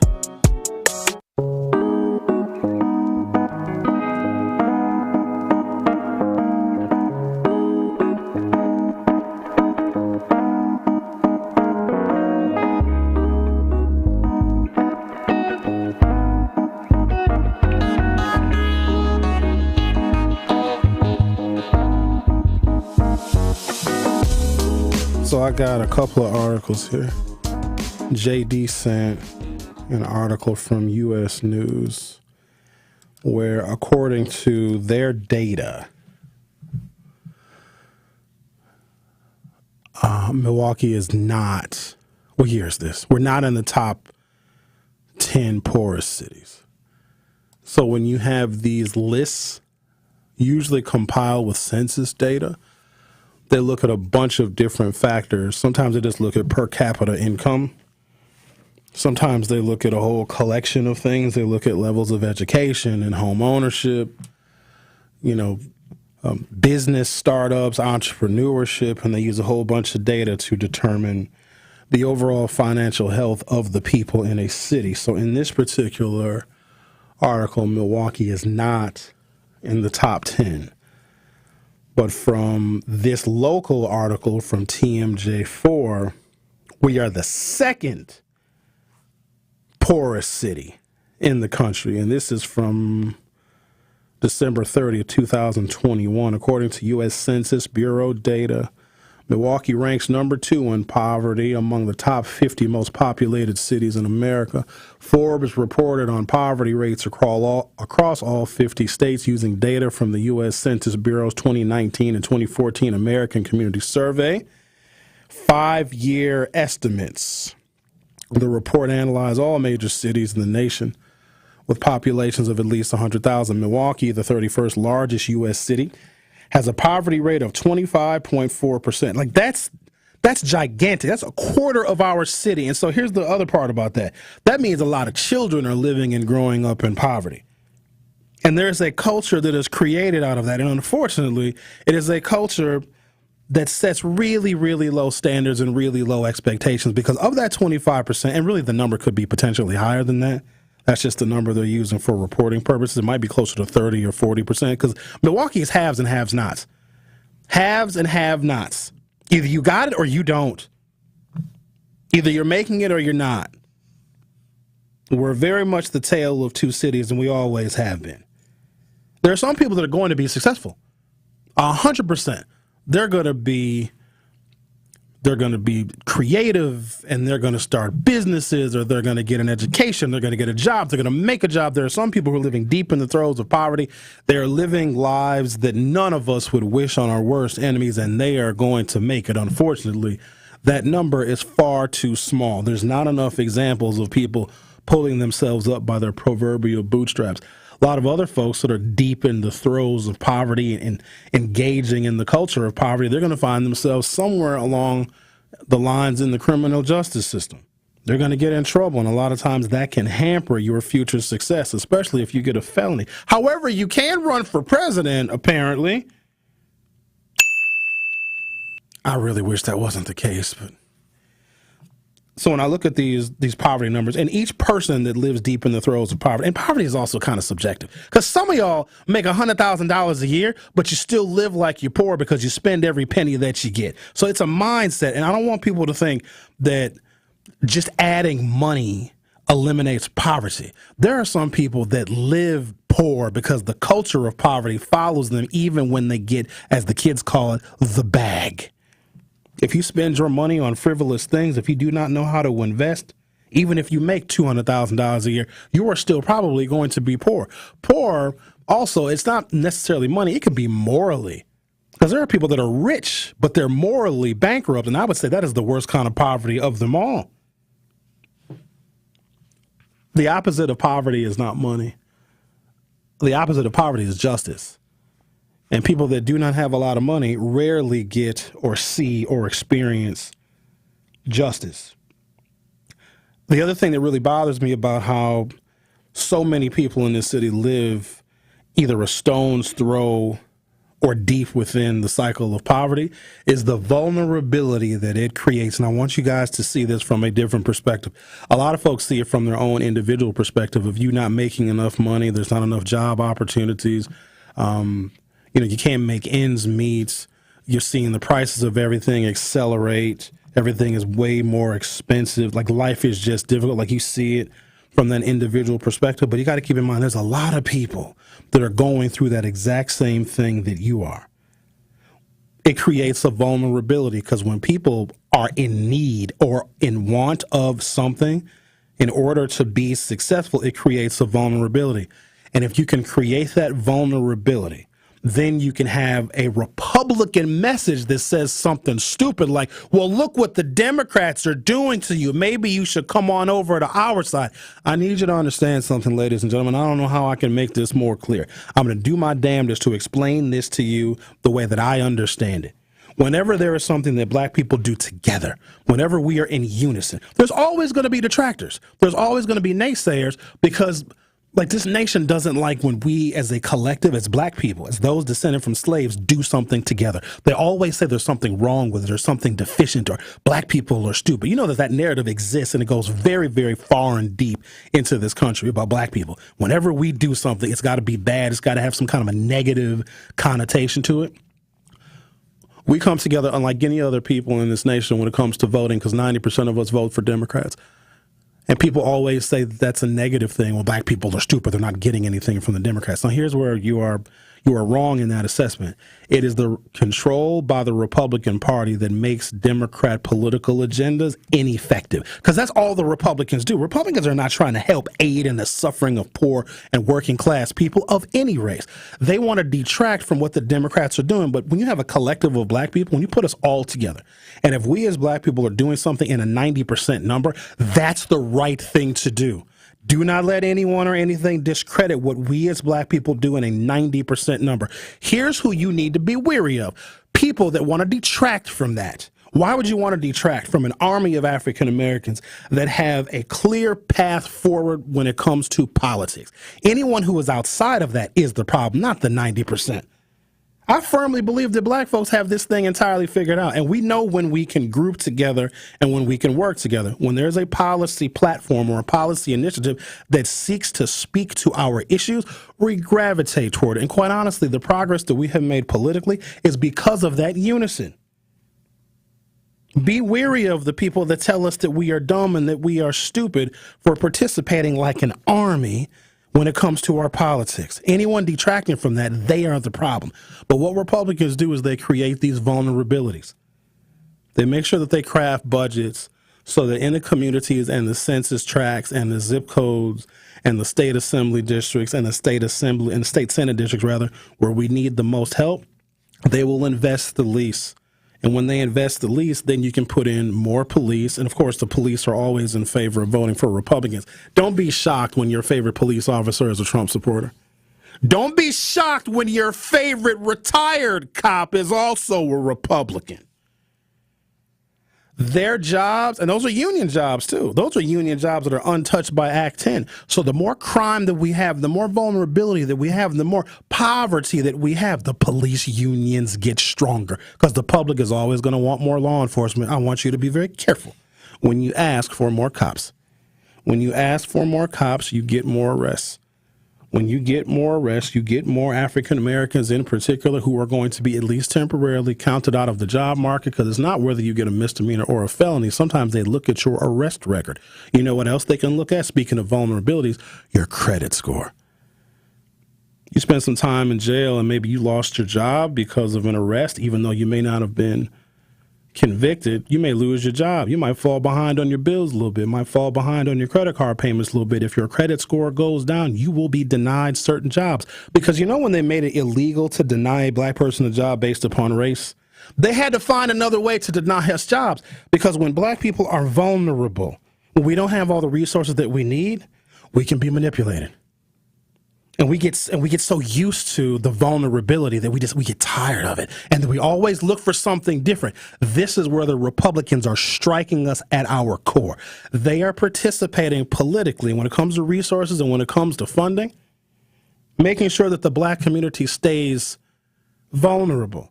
And then they come in, quote unquote, with a fresh message. No, it's not. They are trying to destroy an army of African Americans that know that our policy answers are only through one political party. You don't got to believe me. When was the last time you saw a Republican of any race in the black community holding a town hall meeting talking about what they're going to do for us? They don't do that. They don't do it. It's so frustrating because they are preying on our vulnerability. They're basically coming into our community now, election time. Look how terrible your conditions are. Look at your community. Look how awful it is. Why don't you come on over here and vote for Trump? They're taking advantage of us. They're taking advantage of the fact that a lot of us are not politically literate. Or they're taking advantage of the fact that whenever black people are doing something in a large unified number, that there has to be something negative or wrong with that. If African Americans are doing something in a 90%, that's the line that I'm going to be in. I'm going to be with my people that are doing something in a 90% number. I'm not going to be with the 10%. Y'all got me hot. Let's take a break, come back. Because this Trump stuff getting on my nerves. Hey, guess what, y'all? Y'all need to watch this debate on Thursday. You understand it? Come to Beyond the Mic tonight at Scene 1, 5526 West North Avenue. We're going to talk about it. PWD going to buy your first drink. Get you loosened up a little bit. Not you, Savanna. Not you. I'm scared what happened to you when you have a couple drinks. Stop, because I was sober last time. All right, you might be like that girl on Oakland Avenue twerking for a Birkin. No, stop the twerking, Savanna. This is a twerk-free zone. Do I got to put signs up? How embarrassing is it if I got to put a sign up in a black radio station, twerk-free zone? Either way, I'm not going to follow the rule. I know you're not. This Trump stuff is getting on my nerves. Like, y'all need to understand what they're trying to do to us. They are using the Republican Party to create vulnerabilities in the black community so they can destroy us. We only exist in this country because of 3 constitutional amendments, okay? When they overturned Roe, that was a test to see what they could get away with. They arguably overturned a constitutional statute that was untouchable. They went after women, which you know better than to go after women. And they did, and they were successful. Who on earth do you think is next? Because we're only 14% of the population. We are easy to overrun as black folks. With a number of us that are politically disconnected, politically illiterate, and people that are just so vulnerable, they don't have the time, effort, nor energy or brain power to be involved in politics at a high level. Y'all, we are next. Do not let this Trump stuff influence you. They are taking advantage of our vulnerability, and you got to stop it. I love the poorly educated. The Truth with Sherwin Hughes. Will be right back. The Truth with Sherwin Hughes returns after this on 101.7 The Truth, The Truth app, and 101.7thetruth.com. This is Tellez Hughes for Educators Credit Union, where I am a member. Do you dream of owning a home? Educators Credit Union is by your side with better rates, lower fees, and award-winning member services to help turn your dreams into reality. Join one of their free home buying webinars throughout this summer to learn about the benefits of buying a home, home ownership grants, loan options, and so much more. Visit their website at ecu.com to reserve your virtual seat. Educators Credit Union is an equal housing lender. Check, check, 1, 2. These sounds can only mean one thing. It's Summerfest! Milwaukee, are you ready? 600 artists, 12 stages, 1 epic lakefront. Don't miss 3 unforgettable weekends of music, June 20th through July 6th. Summerfest, presented by American Family Insurance. Find tickets, lineup, and more at summerfest.com.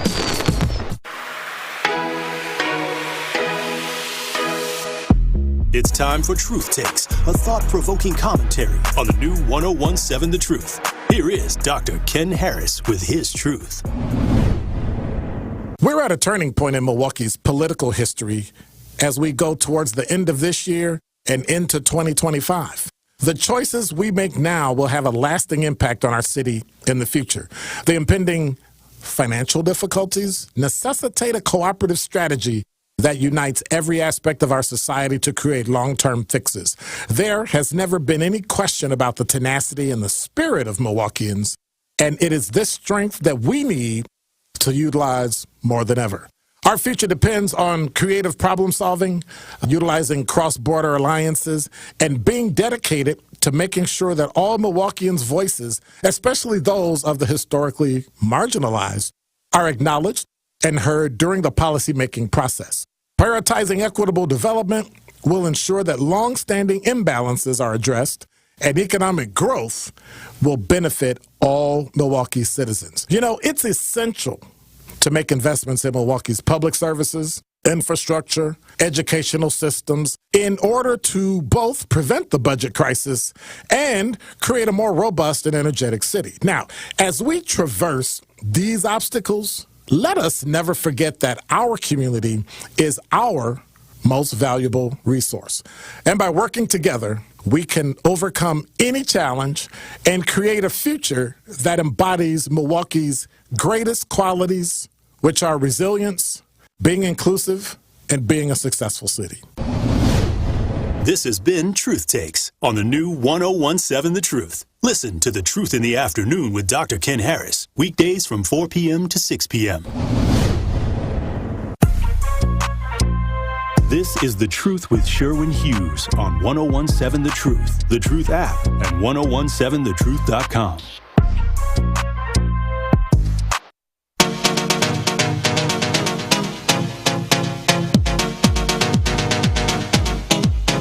Trying to figure out if this is Eastside Corey that just sent me a friend request on Facebook, because if it is the gayest Facebook profile picture I've ever seen in my life, so I think it might be him. I'm assuming it probably is. So the presidential election, and I don't care how you feel about the candidates, this is what you got.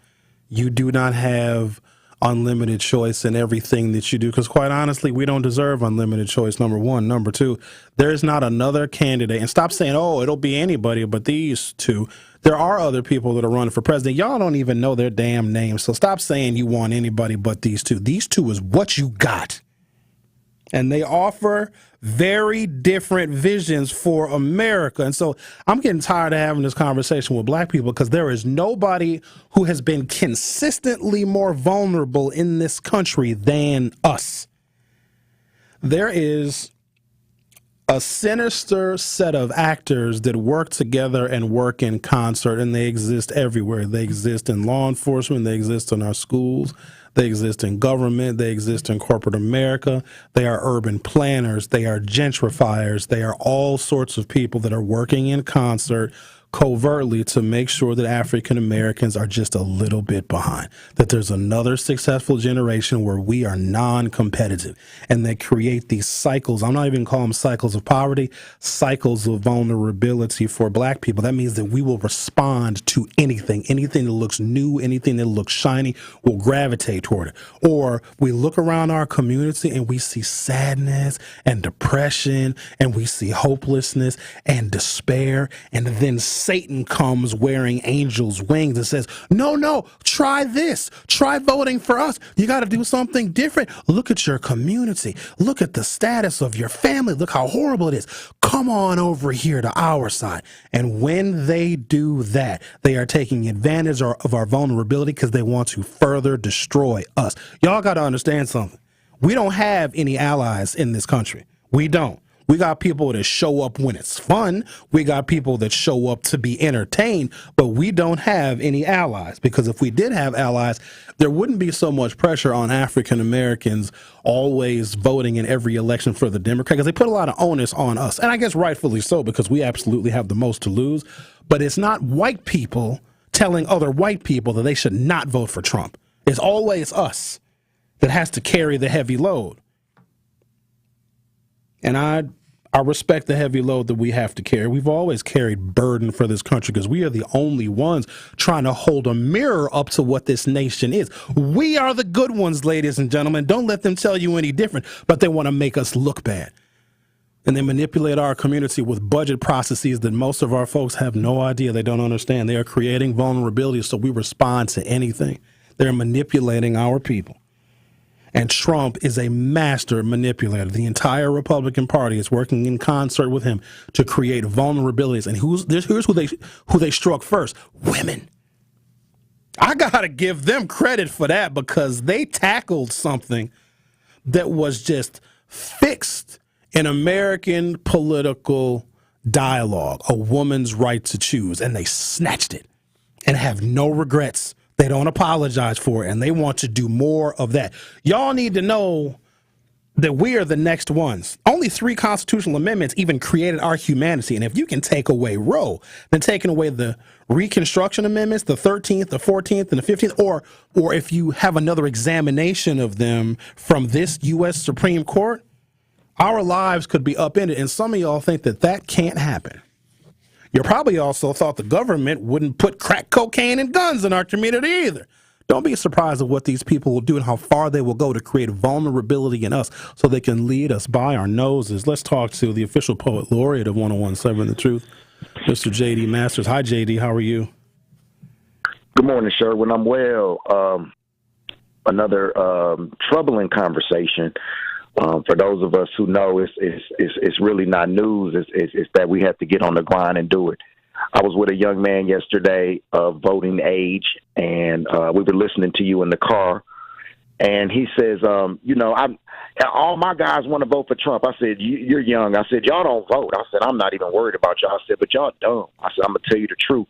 And he said, I don't understand. He said, because I don't feel politically connected. So I gave him about 5 reasons why the Democratic Party was different from the Republican Party. He really didn't know. And he kind of thought Trump was cool. He kept telling me he handed out stimulus checks. I said, him and Joe Biden did. And I said, it wasn't them. I said, it was the Congress. I said, see, because you don't know. And then I told him about your interview with Biden and Tory's interview with Ron Johnson. He didn't know who Ron Johnson was. And I was like, he's your U.S. Senator, along with Tammy Baldwin. I was like, you totally disconnected. I said, but you can run down all the statistics on basketball players and on football players. I said, he was like, well, they don't teach us that. I said, they didn't teach you about basketball in school. I said, you chose to learn that. I said, and these people spend a lot of money so that you are disconnected. I said, they want you disconnected and watching basketball and football while the white man is cutting off your balls. And they don't understand that.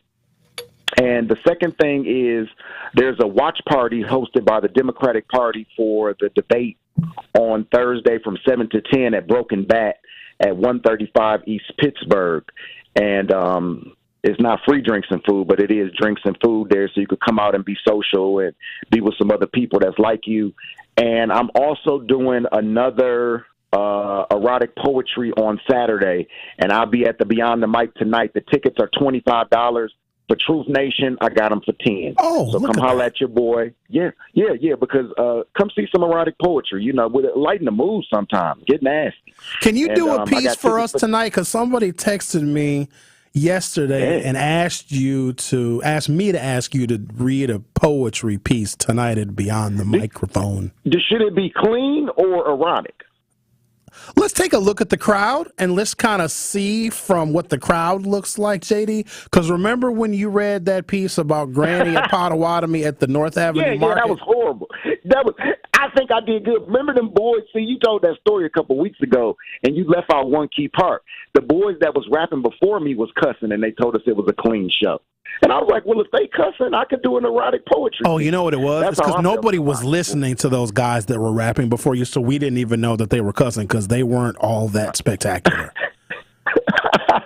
But, yeah, I got some clean pieces, some political pieces, just so some people can hear it. But I would love to do that, and I will have tickets for the erotic poetry at a steep discount for Truth Nation. Thank you, sir. We appreciate you very much, and we'll see you tonight. All right. Okay, then, JD. Yeah, he has a piece called I Saw Your Granny at Potawatomi, and I wasn't ready for it. And I can handle things that are explicit, but I couldn't handle that poem. I don't know. Maybe he'll read it tonight at Beyond the Mic. Who knows?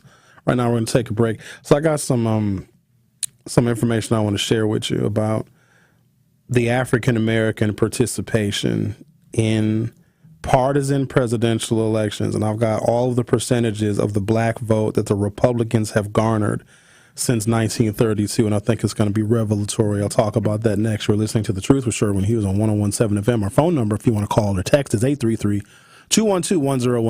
833-212-1017. I'll be right back.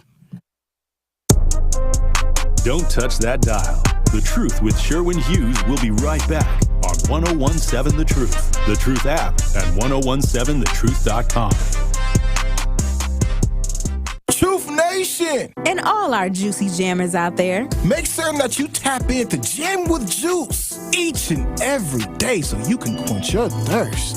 That is right. You already know you can sip on us every single day, like Benjamin said, from 12 p.m. to 1 p.m. But that's not all, y'all. Catch us exclusively on YouTube for our 6 to 7 show. Yep, only on Thursdays. Catch Jammin' with Juice each and every day on 101.7 The Truth. Now sip on that. You know one thing about Biden? Here you go again. When he makes a promise, he keeps it. Okay, like what? He got us out of the pandemic, got the country back on its feet. Okay, sure. And when all that recovery money was getting spent, Biden made sure that black businesses and communities got our fair share. So, man? That's a promise made and a promise kept. Okay, but what else? New roads, new bridges, high-speed internet, even out in the country where your brother lives. Yeah. Lower health insurance rates. Didn't your premiums go down? Uh-huh. That's another Biden promise kept. Looks like it. My mom's medication costs less. Your cousin's insulin is now only $35. Okay, but what about jobs, building wealth? Under Biden, the number of new black small businesses is booming, and black unemployment hit a record low. See? That's another... Okay, I get it. Promise made, promise kept. I can see that now. Told you, Biden and Harris are getting the job done for us. I'm Joe Biden, candidate for president, and I approve this message. Paid for by Biden for president. Come escape to Lake Lawn Resort. Enjoy stunning lakeside views, on-site golf, award-winning spa, and numerous dining options, including 1878 on the lake. Dive into the pools, explore water sports, or relax by the lakeside fire pits. Experience Lake Lawn Resort's newly renovated guest rooms, part of a multi-million-dollar upgrade for ultimate comfort and luxury. Whether it's a romantic getaway, family vacation, or corporate retreat, Lake Lawn Resort has it all. Book your stay at Lake Lawn Resort today and discover the perfect blend of adventure and relaxation. Associated Bank knows your small business isn't just a venture. It's your dream and a vital part of the community. And we're not just a bank. We're your neighbors. We're looking out for you. That's why Associated Bank offers quick online applications and approvals with funding in as fast as one business day, checking with no minimum balances or maintenance fees, and prompt customer service. Explore our products at associatedbank.com/business or visit a branch for more details. Subject to credit approval. Member FDIC, Equal Housing Lender. Experience, knowledge, results. That's what really matters when you need help after a serious truck accident. You'll need a lawyer experienced in fighting and winning for people just like you.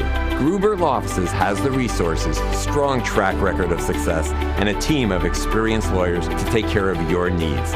We've successfully helped people injured in big truck accidents for more than 35 years. Gruber Law Offices. One call, that's all. You are listening to The Truth with Sherwin Hughes on 1017 The Truth, The Truth app, and 1017thetruth.com.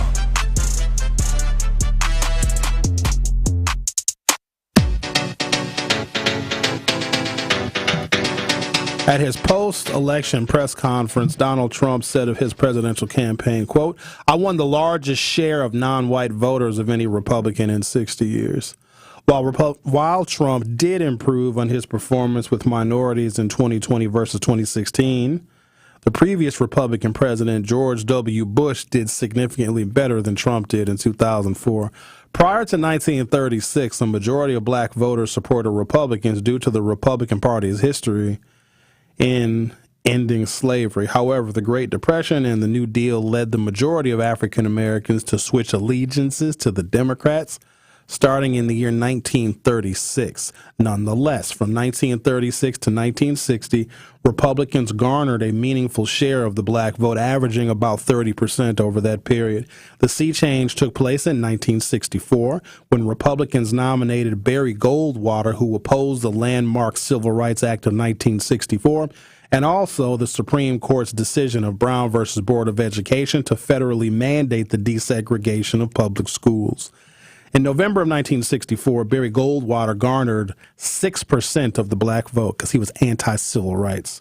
The 1964 election led to a historic realignment, in which Southern whites began voting Republican and blacks began overwhelmingly voting Democratic. There's a book titled The Loneliness of the Black Republican by Leah Wright, if you want more information about that. In the year 2020, Donald Trump garnered 12% of the black vote, an improvement on his 8% showing in 2016, but 12% is not the best performance by a Republican nominee since 1960, as Trump has claimed. There is a chart that I have where it says several nominees equaled or exceeded Trump's 2020 showing, including Nixon, who got 15% of the black vote in 68 and 13% of the black vote in 1972. Gerald Ford got 17% in 1976, and Reagan got 14% of the black vote in 1980, and Bob Dole got 12% in 1996.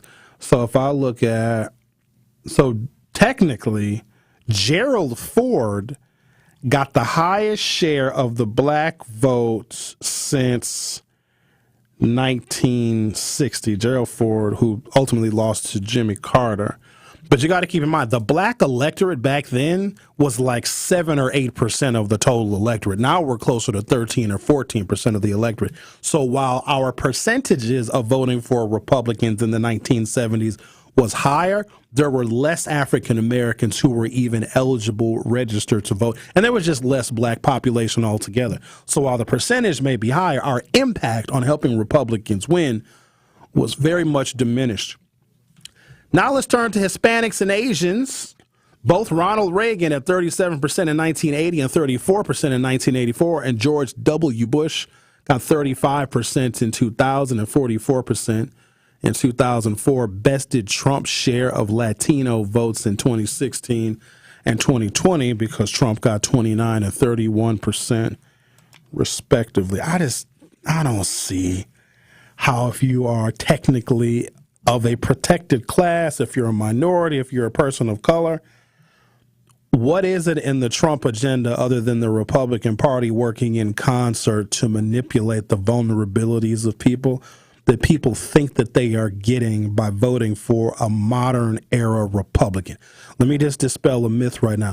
Joe Biden is not the reason why you got inflation. And guess what? It's not inflation when corporations are making record profits. What they're doing is they're just charging you more money for everything.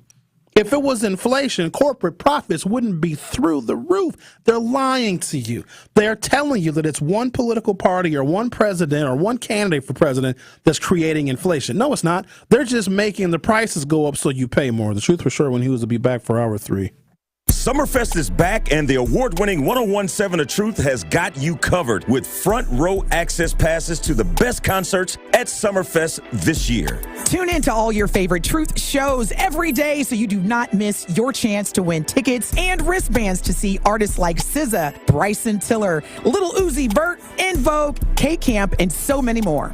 Don't miss your chance to see these artists up close and personal during Milwaukee's biggest summer party. Summerfest is presented by our founding partner, American Family Insurance. Need a way to hype up your day? Is Kiana there? This is she. Kiana, look, you have won $5,000 from our Gruber Law Office's 5K giveaway. What was you doing?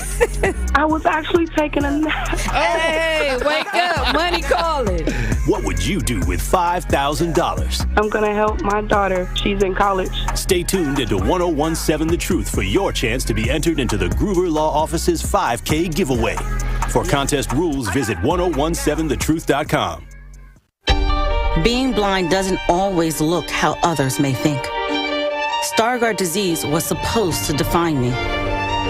Retinitis pigmentosa aimed to overwhelm my family. It tried to cut me down. A blinding eye disease attempted to force me away from doing what I was born to do.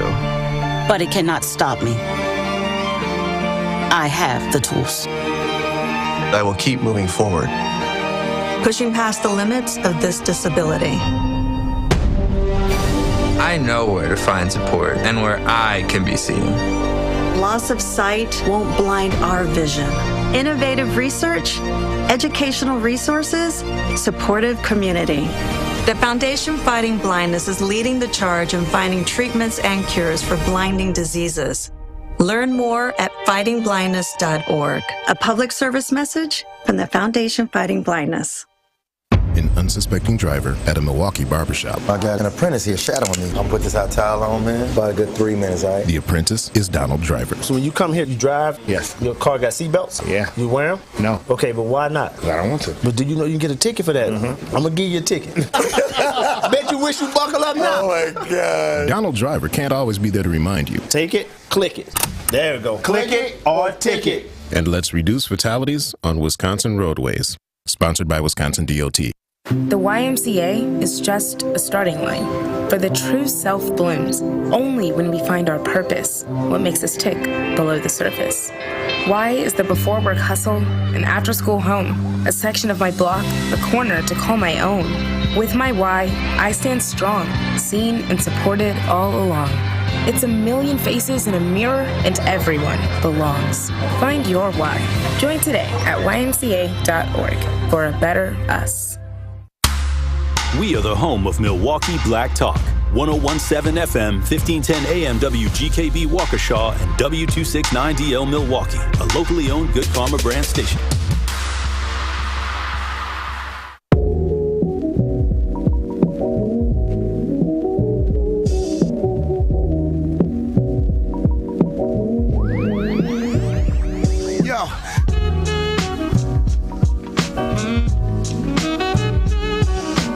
Welcome to hour 3 of The Truth with Sherwin Hughes We have people on the phone that want to talk on the radio.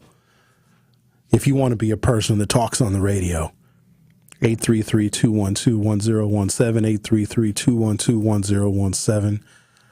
I know that the things that I say and the concepts that I introduce, the political concepts, are foreign to a lot of folks because I have dedicated my life to not just creating policy, but helping to elect policy makers to see the world as either we do see the world or as we should see it.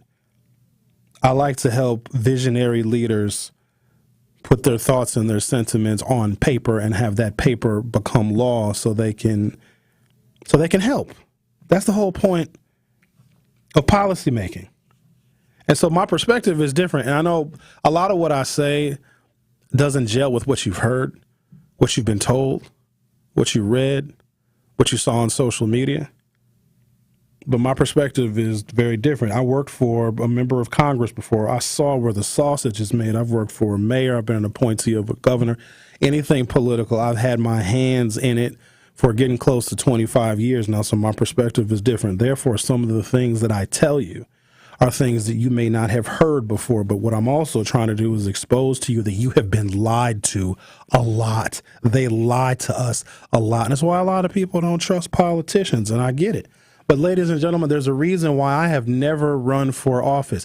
Because if I was to run for office, I got to sell you a vision that may never come true. I got to romanticize you. I got to fantasize you. I got to tell you all of these wonderful things. Politicians, especially when they're running for office, they speak in poetry. I'm not a politician. I'm a member of the black media, and I say black media because there is a difference. I'm in the trust business. You got to trust me. I don't get up every day to lie to y'all.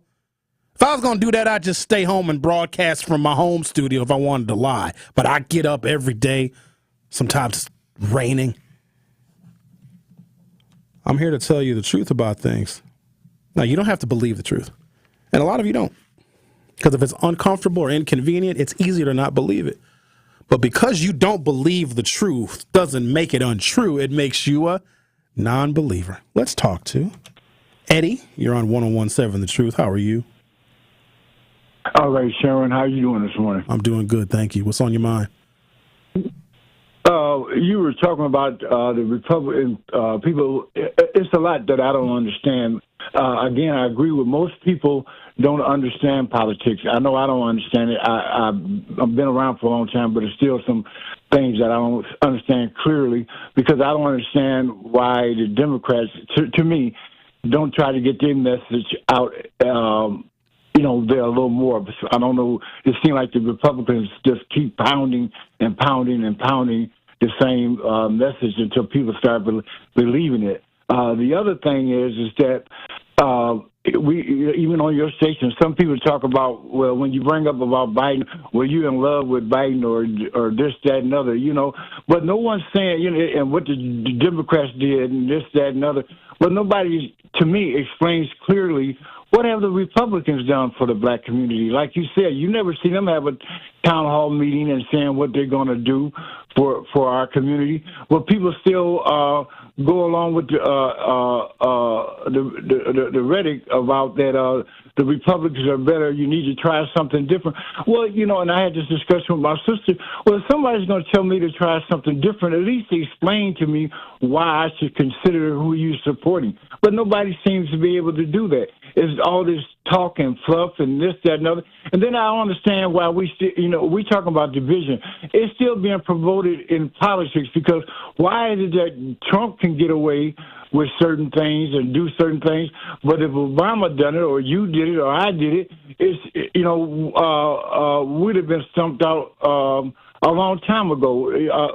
When we go into politics, we have to have a certain decor or presentation. I believe that's why back in the days when Al Sharpton and the other guy was running, they didn't put the image of what America's seen, or look at it as a presidential candidate, not only not by being black, by their persona. I mean, they didn't want a guy in the office that looked like a pimp or a player. They didn't want another guy that spoke broken English. And, and Obama was well groomed, this, that, and other, and he still wasn't accepted. He was educated, whatever. And if this debate goes on, I asked a person the other day, what would Trump be able to talk with some sort of intellect? What do you think? Do you have an opinion of what would be discussed, or is it just going to be a bunch of antics from Trump and try to take Biden off the mark? We were told to expect the unexpected, and that's the best I can do. That's the best I can tell you. That's the only preview I can give you. I know that there's not going to be an audience, which hurts Trump, because Trump would try to play to the audience with his his digs and his one-liners. So that's been taken away from Trump. The other thing that they're doing at this debate is when you are not speaking, when it's not your turn to speak, they're going to cut your microphone off, because we know that Trump likes to overstep people and overtalk people, and that's a part of how he throws somebody off of their square. So now they're not going to be able to do that. Now, we suspect that Trump is still going to be disruptive, but it won't be mic'd up. But what I'm thinking is going to happen is Trump is just going to be who he is, and America is going to see two very different men give their perspectives on the future of this country. Remember, Trump is not running for office to help anybody. Donald Trump wants to pardon himself and his army of people that try to overthrow the government. Like, that is his main goal. He's not trying to make anything better. And so, to address something you said a little while ago, this is not about me being in love with Joe Biden. Joe Biden is just the figurehead right now. I'm not emotional when it comes to politics, but I know what Donald Trump is going to do to us. And here's the thing. I'm trying to tell people that don't understand politics. I'm trying to tell people that are incredibly vulnerable, that don't know what's going on, nor what is going to happen to them. I'm trying to be a harbinger of what your future is going to hold. And voting for Donald Trump is not going to do us any favor. So this is not about love. That's how I know somebody is politically ignorant. If they fall in love with a candidate, you can like somebody's policies, but it ain't got to be, I love that person, that's why I'm voting for him. You have to be non-emotional in dealing with politics. And the other thing is, you wonder why the Democrats are not, using their message to hammer their message like the Republicans are, because the Republicans, the only thing they talk about, the only thing they say is how bad the Democrats are, how bad the woke agenda is. So it's easy to have an echo chamber when you were just destroying somebody else and you're not talking about what you actually want to do. That's easy. And they work in unison. Conservative talk radio, conservative cable news, Mark Belling and all those people. Republicans in Congress, when they go and they give their press conferences, they all say the same thing. The Democrats are complicated because we're diverse. So it's hard for the Democrats to penetrate with a single message, because there's no single message that helps. That's for black people, that's for Asian people, that's for Latinos, that's for immigrants, that's for union members, for people that live in cities, people that have college degrees, for women that want to be able to get an abortion. Like, those are all separate messages. So it's hard for the Democrats to be in unison, because you got 37 different constituency groups in the Democratic Party, and the Republicans have like 3. Sure. What is a dictatorship, and is it possible in the United States for someone to change us to a dictatorship? 100%. 100%. You're already starting to see it right now. So the best way I can explain. I can't believe that people want to live under there, because a dictatorship, even the people that support Trump would be under that dictatorship, right? They would. But here's the thing that they don't know. Some people, especially vulnerable people, because if you're rich, the leader of this country don't matter. So if you're wealthy, you don't really care who the president is, because you're going to be just fine. But people that are vulnerable, especially some of our black folks and black men that are gravitating toward Trump, they're already having their lives dictated. Their lives are being dictated by their baby mamas. Their lives are being dictated by law enforcement. Their lives are being dictated by the probation and parole officer. So when they hear dictator, like, oh, my life is already being dictated by somebody else. This ain't going to be any worse than what I'm used to, because most people have no idea what it means for everyone in the federal government and every federal agency to be fired, and to be hired in any federal agency. You have to be loyal to Trump. You don't have to like people. You don't have to respect the Constitution. You don't even have to respect the rule of law, because if Donald Trump is president, it will be people that agree with him, that love him, that are serving fealty to him. And that's going to be dangerous for the rest of us, because they're not going to care about us. They're only going to care about him and whatever his agenda is. Donald Trump will put his political enemies in jail. The media in this country will be destroyed. The Constitution will be violated because he put 3 people on that U.S. Supreme Court and hundreds of people in federal court for a reason, to allow his vision of the presidency to come to fruition. They have been working on this since before Donald Trump. They just didn't think they could ever find a Republican that would help them enact this. And their first strike was overturning Roe versus Wade. That was literally the first inning in a 9-inning baseball game. There's no limit to how far they are going to go with the people in this country. There's no limit. And we just can't take that risk. I'll take Joe Biden being old. I'll take it. Right, that's another thing. That's another subject. But I got so much. But he didn't want to leave the office the last time. I guess if he did get elected again, he probably wouldn't want to leave again. That is correct. All right, thanks, Sherwin. All right, thank you. Appreciate your call. Yeah, that's pretty much it. So there's something else that needs to be said. So even the framers of the Constitution, they knew something. They created a document that could be flexible, and as America changed, they wanted to have a constitution that could be amended. Now, in the 200 and when did they sign it? 1789, 35 years, right? 235 years of this nation, technically. There's only been 27 amendments. I assure you that America has changed more than 27 times in the last 235 years. But they knew something about the 3 branches of government. It's very unique, these 3 branches of government, because you got to keep in mind, the people that created the Constitution, those were liberal elites, all educated at like Princeton and Harvard and Yale. Like, they were really smart, rich, landowning.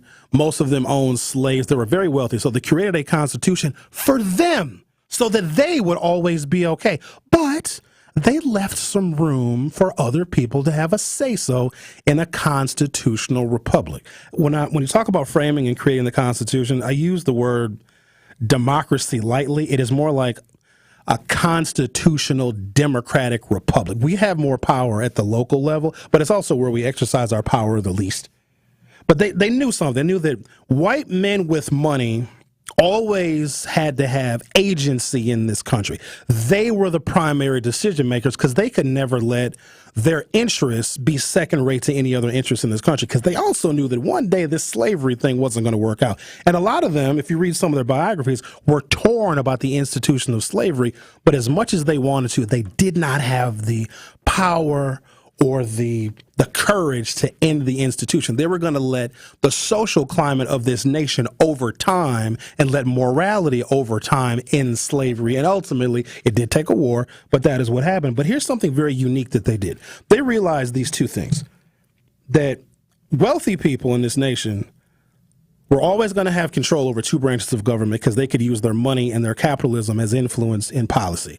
The executive branch and the legislative branch. Money has an outsized influence on those 2 branches. So when they created this Constitution, they didn't create the Constitution just like randomly. These dudes thought this out because they basically wrote down a country and what a country was going to be. And we still live in that footprint right now.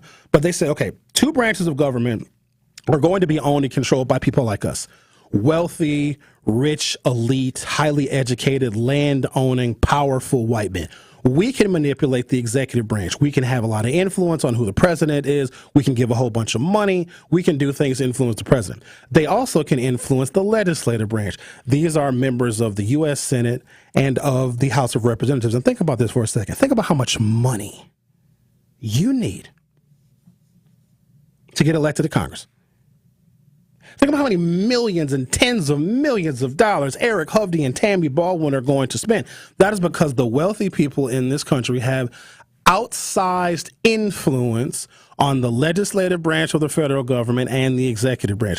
The Biden and Trump campaigns, when it's all said and done, probably somewhere between $3 and $5 billion. That's a lot of money on commercials and ads. It's a lot of money.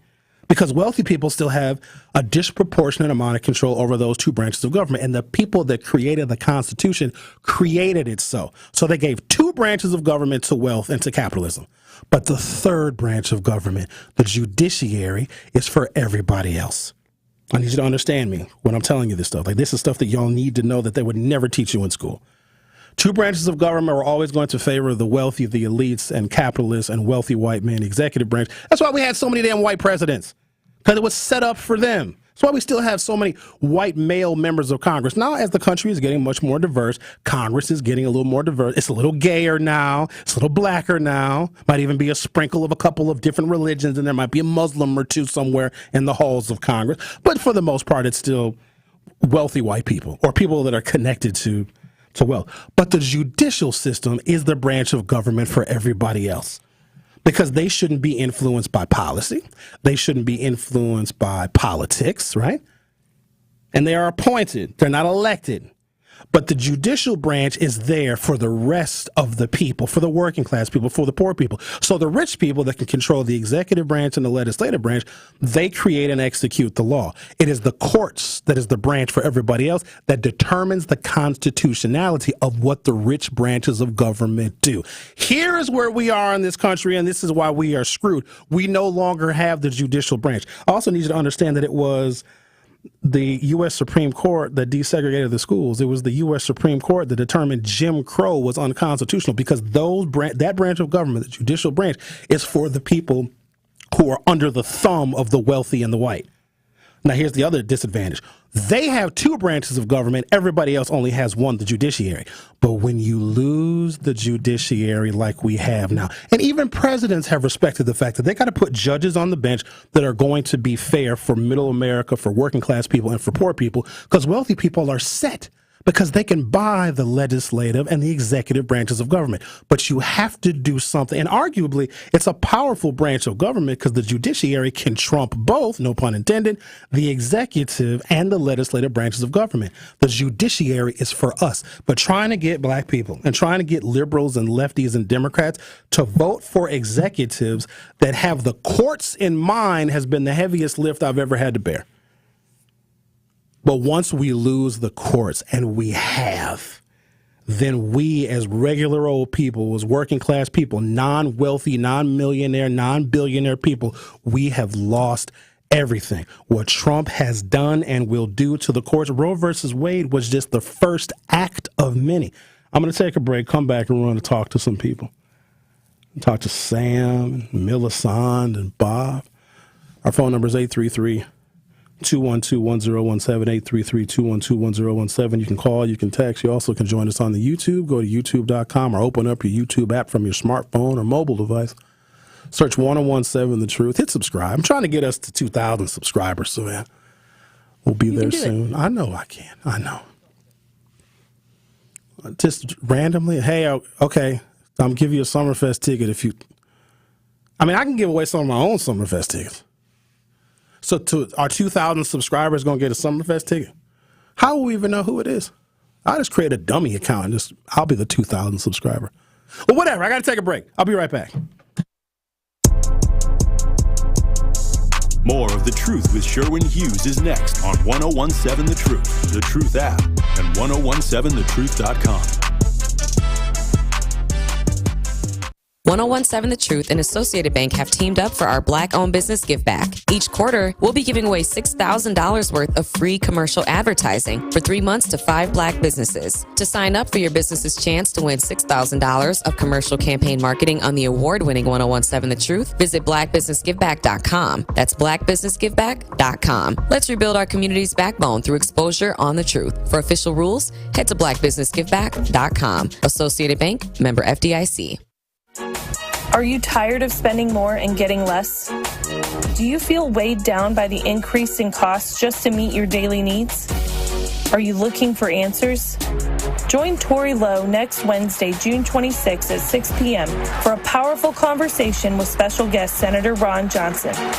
They'll dive into the important issues affecting your daily lives and discuss how progress can be made to ensure a better future. Join us Wednesday, June 26 at 6 p.m. to hear from Senator Ron Johnson, Tori Lowe, and music by DJ Brother Z. Radio on. Can you play that song for me? At 275 West Wisconsin Avenue, Venue 3. Free food while it lasts.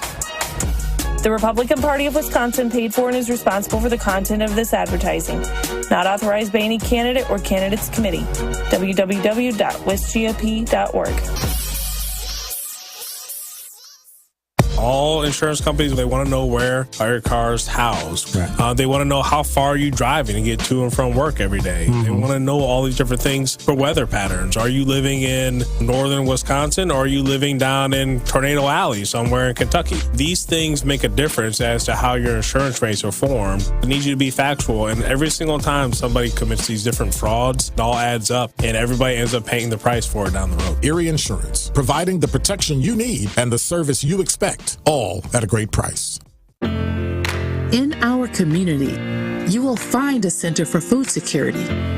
You'll discover a Center for Behavioral Health Support, a proven Center for Home Care, a successful Center for Employment, a Center for Trauma Recovery, and more. We are Centers for Independence.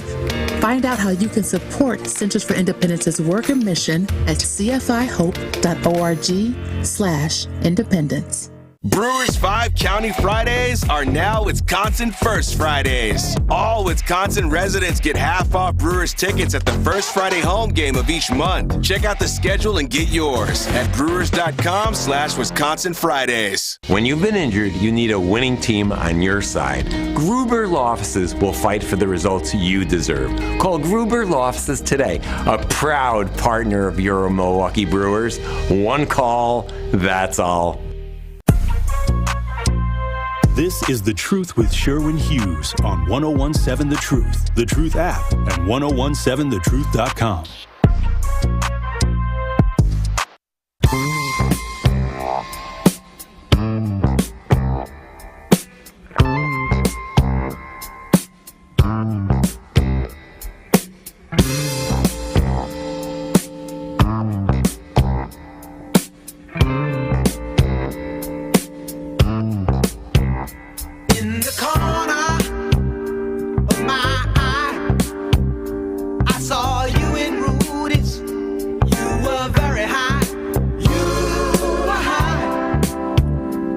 I was typing something. I was typing something to LT because he just, and I get it, LT. Like, I know your perspective on black people, and you hate a lot of what you see in black people, black community, black culture, and it's because of where you grew up, dude. Like, I grew up out there too, but I also knew it was smoke and mirrors.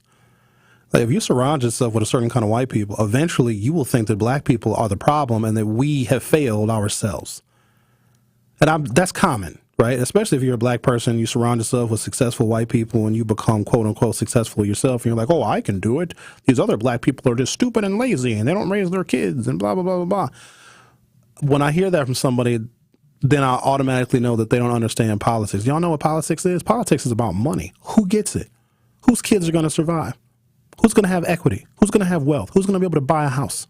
Who's going to be able to get a good job? Who's going to have the best of services available to them? And then it also means who isn't. Money is finite. Either you got it or you don't. And if you don't got it, somebody else does. Why do you think capital gains is taxed at a smaller rate than your income? Some of y'all are in a 38, 39% tax bracket, right? Which is ridiculous. And somebody like Warren Buffett, who's got hundreds of billions of dollars, is paying 15% income taxes. Do you know that if you make less than $300,000 a year, you shouldn't have to pay taxes at all because the government could be funded by just what wealthy people should be paying in taxes? And here's what's crazy. A lot of wealthy people, when they hire people in their businesses, their companies, they're hiring people that were probably educated and trained at public high schools, at public universities. So we as taxpayers paid for the workforce that helps make wealthy people wealthy, and wealthy people won't even pay taxes for the labor that they hire. People drive to their big old mansions and their retreats on public roads financed by your tax dollars, but those same wealthy people pay a lower tax rate. And so here's what they do. There's a reason why they do that, right? So what I want y'all to do, okay, is I want you to look at somebody who's on welfare and they're getting all these stamps and getting all the benefits, and I want you to get mad at them, because when you look at how much you pay in taxes, I want you to hate poor people. I want you to actually believe that it's poor single mamas that are taking your tax dollars. And I don't want you to believe that, because if you believe that, I got you. because then you hate the very people whose situation that you actually are in. Some of y'all are only a paycheck away from being that exact same person, right? They want you to think that it's the welfare mothers that are taking all your tax dollars. I work hard, and these welfare people that don't want to work, they're taking my tax dollars. No, they're not. That's 1% of taxable spending is on the welfare people. You know where your money is going? Rich people. You are paying taxes to subsidize a billionaire's lifestyle. When you hear about these companies paying $0 in income taxes that make, like Amazon's got a net tax liability of $0, but some of y'all actually owe the IRS.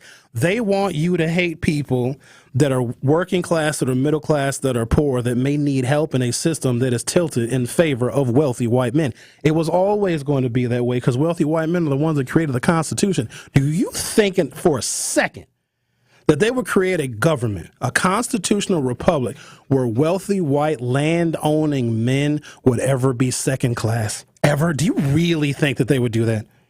If black people created our own nation, our own universe, do you think that we would create a government where white people could beat us on our own land that we rightfully stole? That's the whole point of why they stole the land, so they always could control it, and so could their descendants, and so could their skin folk. And we're living on their colony. Sorry, I have a good analogy for the tax thing. All Want right. to hear it? Yes. You know how when you go to a store and they say, "Oh, we have a donation for the the St. Jude Foundation. Do you want to give us $1 or up your price or your total to like $22 or something like that?" It's the same thing. They're actually supposed to be paying for the St. Jude Foundation and giving them money, but they're asking us for the money. I think that's kind of a good analogy, right? I guess. Or we just want to have a place where kids with cancer can get treatment for free and their parents can stay with them. Well, yes, I'm just saying how we pay more than like the 10% or the 1%. It's because they don't want to pay it. And so basically they are asking us for the money, even though they're supposed to be paying it. Just a little analogy. That's all. Yeah, I guess. But wealthy people, like, they contribute a lot. Because here's the option that they have. You can pay a higher share, like a higher aggregate amount of dollars in taxes. Let's say that I'm real rich, right? And my tax liability is $1 million. Like I literally owe the IRS $1 million. Now I made $90 million, but I owe the IRS, let's say $1 million, right? I can pay the government, and then with that $1 million that I would pay the government, they're going to fix your roads and your bridges and infrastructure. They're going to invest in public education. They're going to invest in healthcare and hospitals and Obamacare. Or I can just give that money to the charity of my choice, and either way, my tax liability is $0. So I can pay taxes and invest in the infrastructure of America, invest in people, invest in poor people and working class people, invest in education. Or I can just start a charity, start a foundation, or give my $1 million that I technically would owe to the IRS to a charity. That's another way in which they avoid paying taxes. Because a lot of them start their own foundations just so they don't have to pay taxes. But we over here thinking that it's welfare moms that's taking all of our tax dollars. Between wealthy people's tax cuts and the military, that's all of your tax money and Social Security and Medicare. But we're going to need that, though. Like, that's where your tax money goes, but they have you thinking, oh, it's the people that don't want to work. Yeah, go be mad at them. When rich people are telling you that they're going to help you when you cut their taxes, we birthed someone like Donald Trump because we emulate him and people look up to him. Donald Trump is above the law because he is taking us back. That's why he wants to make America great again, to where the framers' vision of the Constitution was the absolute unchecked law of the land. Back when you could have Jim Crow, back when you could just grab a black person off of the street, hang them from a tree in broad daylight, and then have a party. That's what they want to go back to. Like, that is what the vision of America actually is. And why do you think that they want to ban books? They don't want you to read about what this country actually is. This is a colony. And they may have freed the slaves, but I would argue you are more of a slave to a low-wage system than we were when we were in bondage, because now that slavery is everybody, because it's poor white people, too. It's a bunch of them. I would argue if you don't have ultimate control over your life, you're a slave. If you got to work extra hours, if you got to work weekends, if you got to work holidays, you ain't free. Sam, you're on 101.7 The Truth. Thank you for holding. How are you? All right. I just have a question for you. Okay. If Roe versus Wade was a law, and Trump and them planned it, and they changed that law, how about black folks? because we are free because of a law. If he can reverse, if he got the right people's in, the right Supreme Court and whoever, can he change that law? Of course. See, that's something I never hear anyone talks about. If he can change Roe versus Wade, maybe they're behind closed doors. They're working on changing this, black folks, because we are only free because of a law. Out of all peoples in the United States, black folks are only free because of a law, but no one talks about that. Well, you're talking about it, and I agree with you. Asian people are here. They can be free. Mexican, everybody else. We're only free because of a law. But the thing with those people, though, like, we're hard to compare to those other nationalities, because if somebody comes to this country because they want to take advantage of opportunities that exist here, but if America gets too bad for them, the Mexicans can go back. They have a whole country. They got a whole democracy and a whole government that they already have. They just come in here for additional opportunity. But if America gets too bad, those other nationalities can and will go back to their home countries. Black folks ain't going nowhere. We ain't got nowhere to go. So we're stuck here. We're the most vulnerable people in this country because we don't have allegiance nor nationality anywhere else. I mean, we could go to Africa, but I don't think that we would work out too well over there. Right. And I think people need to start talking about that if Trump gets in office. He already talking about being a dictator. So if he get the right people in place, he can change that law. But no one talks about that. Well, you're talking about it right now. But also, people just, because they know so little about politics, if you tell them that, they're going to say, oh, that's not going to happen. We also thought that a president wouldn't tell people to inject bleach to kill COVID, and he actually said that in the damn press conference, too. So we shouldn't put nothing past Trump. Right. Okay, I appreciate you, and I hope more people start, focus on that, because that's a reality that can happen. Same thing we thought Roe versus Wade couldn't happen until he got the right peoples in place. So that's all it takes is for him to put the right peoples in place, and it can happen. Thank you for your call. Appreciate it. All right, thank you. All right, have a nice day. So the other thing about Roe is, and I got to take a break. All right, so there are some abortions that are medically necessary to save the life of the mother. And there are some pregnancies that are so troubled and so problematic and are such a drain on the woman's health that if the abortion is not performed, she's going to get very, very sick or she may die. And I want to be very sensitive in talking about this subject because there are women who are listening who probably have experienced such a thing. In states where abortion is illegal in all cases, right, rape and incest, so black women have a higher, what we call maternal mortality rate. More black women die during pregnancy and childbirth than any other race by like a factor of 4. So you got to keep this in mind, okay? In states where abortion is illegal in all cases, where the woman and the doctor go to prison, okay? The black maternal mortality rate has quadrupled. For the white woman, the mortality rate has gone up like 3 or 4%. But for black women, you got to hear me now. In states where abortion is illegal, the number of black women per 100,000 pregnancies that die has quadrupled. Making abortion illegal, it's not just ensuring that more women have more babies. It ensures that more black women die. There are genocidal side effects to abortion being illegal. They didn't just do it because you think that this wasn't well thought out. You think they don't do stuff like they just do it randomly. They know that black women's maternal mortality rate is already third world country high.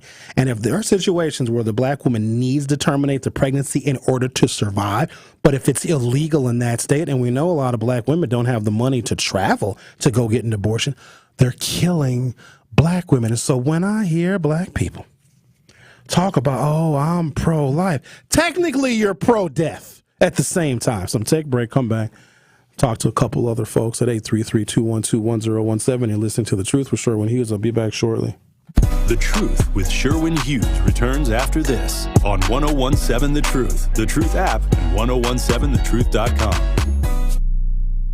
Have you been injured at work, denied VA or Social Security benefits? Don't get taken advantage of. Go to Tayback Law Firm, recognized as one of the top Social Security law firms in the United States. Tayback Law sincerely wants what is best for the Milwaukee community, and last year they helped return over $30 million in wrongfully denied benefits to the people in our communities. Stop waiting and get the benefits you are entitled to. For more information, visit TaybackAttorneys.com and get Tayback for the payback.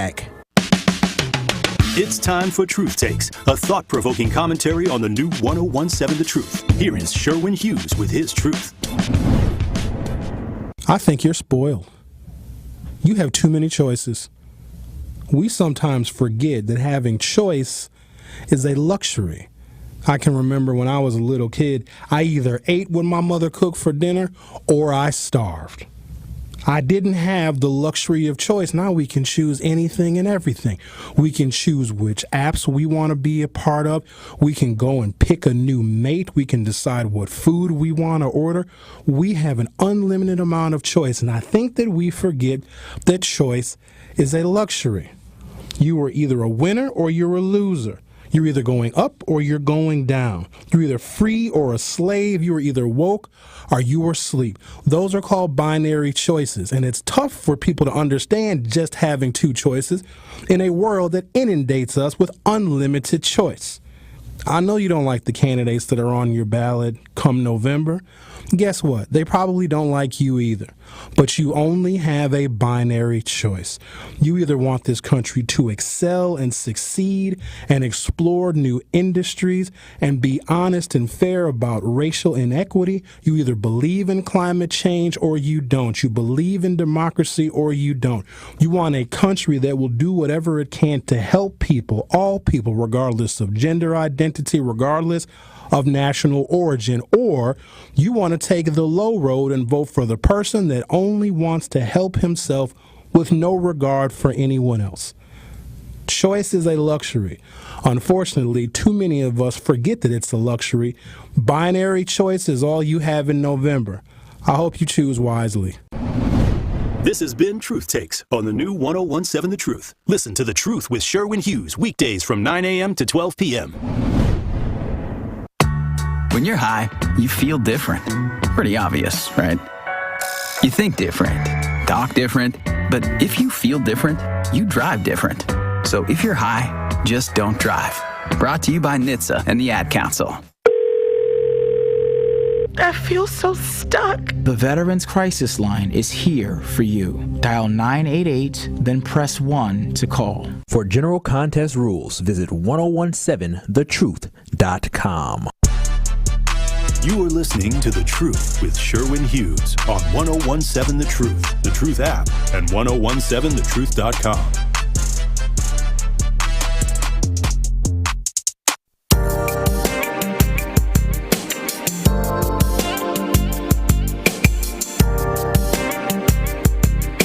This is from the Institutes for Women's Policy Research. Quote, "We are letting women, especially black women, needlessly die. Black Maternal Health Week 2024 highlights ongoing U.S. maternal health crisis for black women." Dr. Jamila K. Taylor, president and CEO of the Institute for Women's Policy Research, a nationally recognized expert on black maternal health, issued the following statement ahead of National Black Maternal Health Week. America's ongoing maternal health crisis is a national tragedy that goes largely unnoticed in our society. We think of ourselves as an advanced nation, but the U.S. has more maternal deaths than any other wealthy nation in the world, and black women are around 3 times more likely to die from pregnancy-related causes than white women. The shameful truth is that ongoing structural racism plays a central role in the deaths of black women. Biases within the medical profession still shape the care black women receive or don't receive during pregnancy, often with tragic consequences. This is true for all black women, regardless of their income levels or where they come from. The situation is even scarier for black women in states that restrict access to abortion and reproductive health services, where women are 62% more likely to die due to pregnancy-related complications. But statistics cannot capture the tragic loss and human toll the black maternal health crisis takes on families and children. Pregnancy should be a time filled with joy and celebration, but black moms are too often fearing and fighting for their lives while giving birth. This black maternal health crisis represents a complete policy and societal failure that must be addressed. This is an all-hands-on-deck moment, and we need immediate action from leaders and policymakers at all levels. We are letting women, especially black women, needlessly die. They deserve better, and we must act. That's not enough. I need to give you more. The reason why Roe versus Wade was overturned, there's a number of reasons. It's because the white population of white women are having abortions. But black women are dying when they can't get certain types of health care. And the termination of certain types of pregnancies, because black women already die at exacerbatedly higher rates during pregnancy and during childbirth. But if you make it illegal for them to terminate a pregnancy that could save their lives, we are killing more black women. I'm not telling y'all to change your stance on abortion. I just want you to know what you're doing. Black women are approximately 3 times more likely to die from a pregnancy-related cause than white women. Data from 36 states finds that more than 80% of pregnancy-related deaths were preventable. By the numbers, black maternal health in the states, maternal death rates in abortion-restricted states were 62% higher than states with abortion access. 45% of the population of black women and girls under the age of 55 live in states that have heavy abortion and contraceptive restrictions or total bans. Here's the other thing. The next thing they're coming for is contraceptives. They're going to make those illegal. So if more black women get pregnant, more black women are going to die carrying those pregnancies to term because of the number of black women that live in abortion-restricted states. I'm not telling you to change your stance. I just want you to know what you're actually doing when you say that you're pro-life. You're actually pro-death, a little bit. Let's talk to Millicent. You're on 101.7 The Truth. How are you? I am doing well. How are you, Sherwin? I'm doing well, thank you. Good. You were talking about the Republicans, and I'm just kind of confused. Tory and Liz Brown, they're really pumping up the Republicans and telling the people that they need to start listening to them and maybe you'll like them better. And my confusion is, for them to be two people who go out of their way to help those people, again, the alternative culture, why would you tell them to vote for somebody who is definitely going to try to eliminate them in this? Millicent, why don't you call Tory and Liz Brown and take this up with them? I did. Okay. I did. I have. And they hang up on you because they don't want you to say that. But I'm just saying that as a people, if we want Republicans in there, that would be a good thing to eliminate the alternative culture. But if you're really trying to help black people, we better stick with the Democrats. They might not be doing all that we want them to do, but they are at least trying. And that's the most we can ask for. Okay. Yeah, I'm not going to comment on my colleagues. I know you can't. I know you can't, but I just wanted to be said that, they come off as if they really here to help the community. You might be thinking that you're helping the community, but when you're telling people who are uneducated in politics to vote for a group of people who have nothing but to destroy us, I don't see where you're helping us. Okay. That's just me. Sorry. You, Millicent. Thank you. Bye-bye. Are we going to see you tonight? Why don't you come hang out with us tonight, Millicent? I'm trying to. All right. Bye-bye. All right. We'll see you later. Bye-bye. Okay, bye-bye. Y'all, don't call me what Tory and Liz say. Call them. I got my thing I do. Carrie and Ben got their thing that they do. DT and Tellez got their thing that they do. Dr. Ken does whatever the hell he does. And then Tory and Liz, they got their thing that they do. You know what I'm saying? That's just... Can we admit that we have a diversity of thought and opinion and a diversity of shows on The Truth? Don't we got a little something for everybody? I think we do. This This is the truth with Sherwin Hughes. I do the Sherwin thing. Other people do their thing, right? Okay. I'll take a break, come back and talk to a black Republican on line one. A gay black Republican. I don't even know how you square that circle. But that's fine. There's always been gay Republicans, though. So we used to call them log cabin Republicans. They were like, they're a group. They're like a constituency group, and they're very gay. Like, they're very prideful of their gayness. They wear the rainbows and things. It's fine. I don't care. If you're gay, it's fine. I'm not threatened by a gay man. If anything, they got good fashion tips. You know what I'm saying? They're very great at decorating their homes, but I'm not threatened by the gays. And the gays are not trying to indoctrinate anybody. How do you indoctrinate a man into liking another man? There's no movie you can show me that's going to make a sweaty, bearded man attractive to me. There's no way I could look at a man and be like, oh, yeah, I want that back sweat on. That's disgusting. It's just not for me. If they like men, I like women. Women are very good. Women are fantastic. Even when women are like pizza, even when they're not good, they're still really good. You know what I mean? Was that a bad analogy to compare women to pizza? Because pizza's delicious. Even if pizza's like, this pizza's not the best, I still eat it. That probably was a bad analogy. All right, I got to take a break now before I get canceled. You were listening to The Truth with Sherwin Hughes. Don't go anywhere. I'll be right back.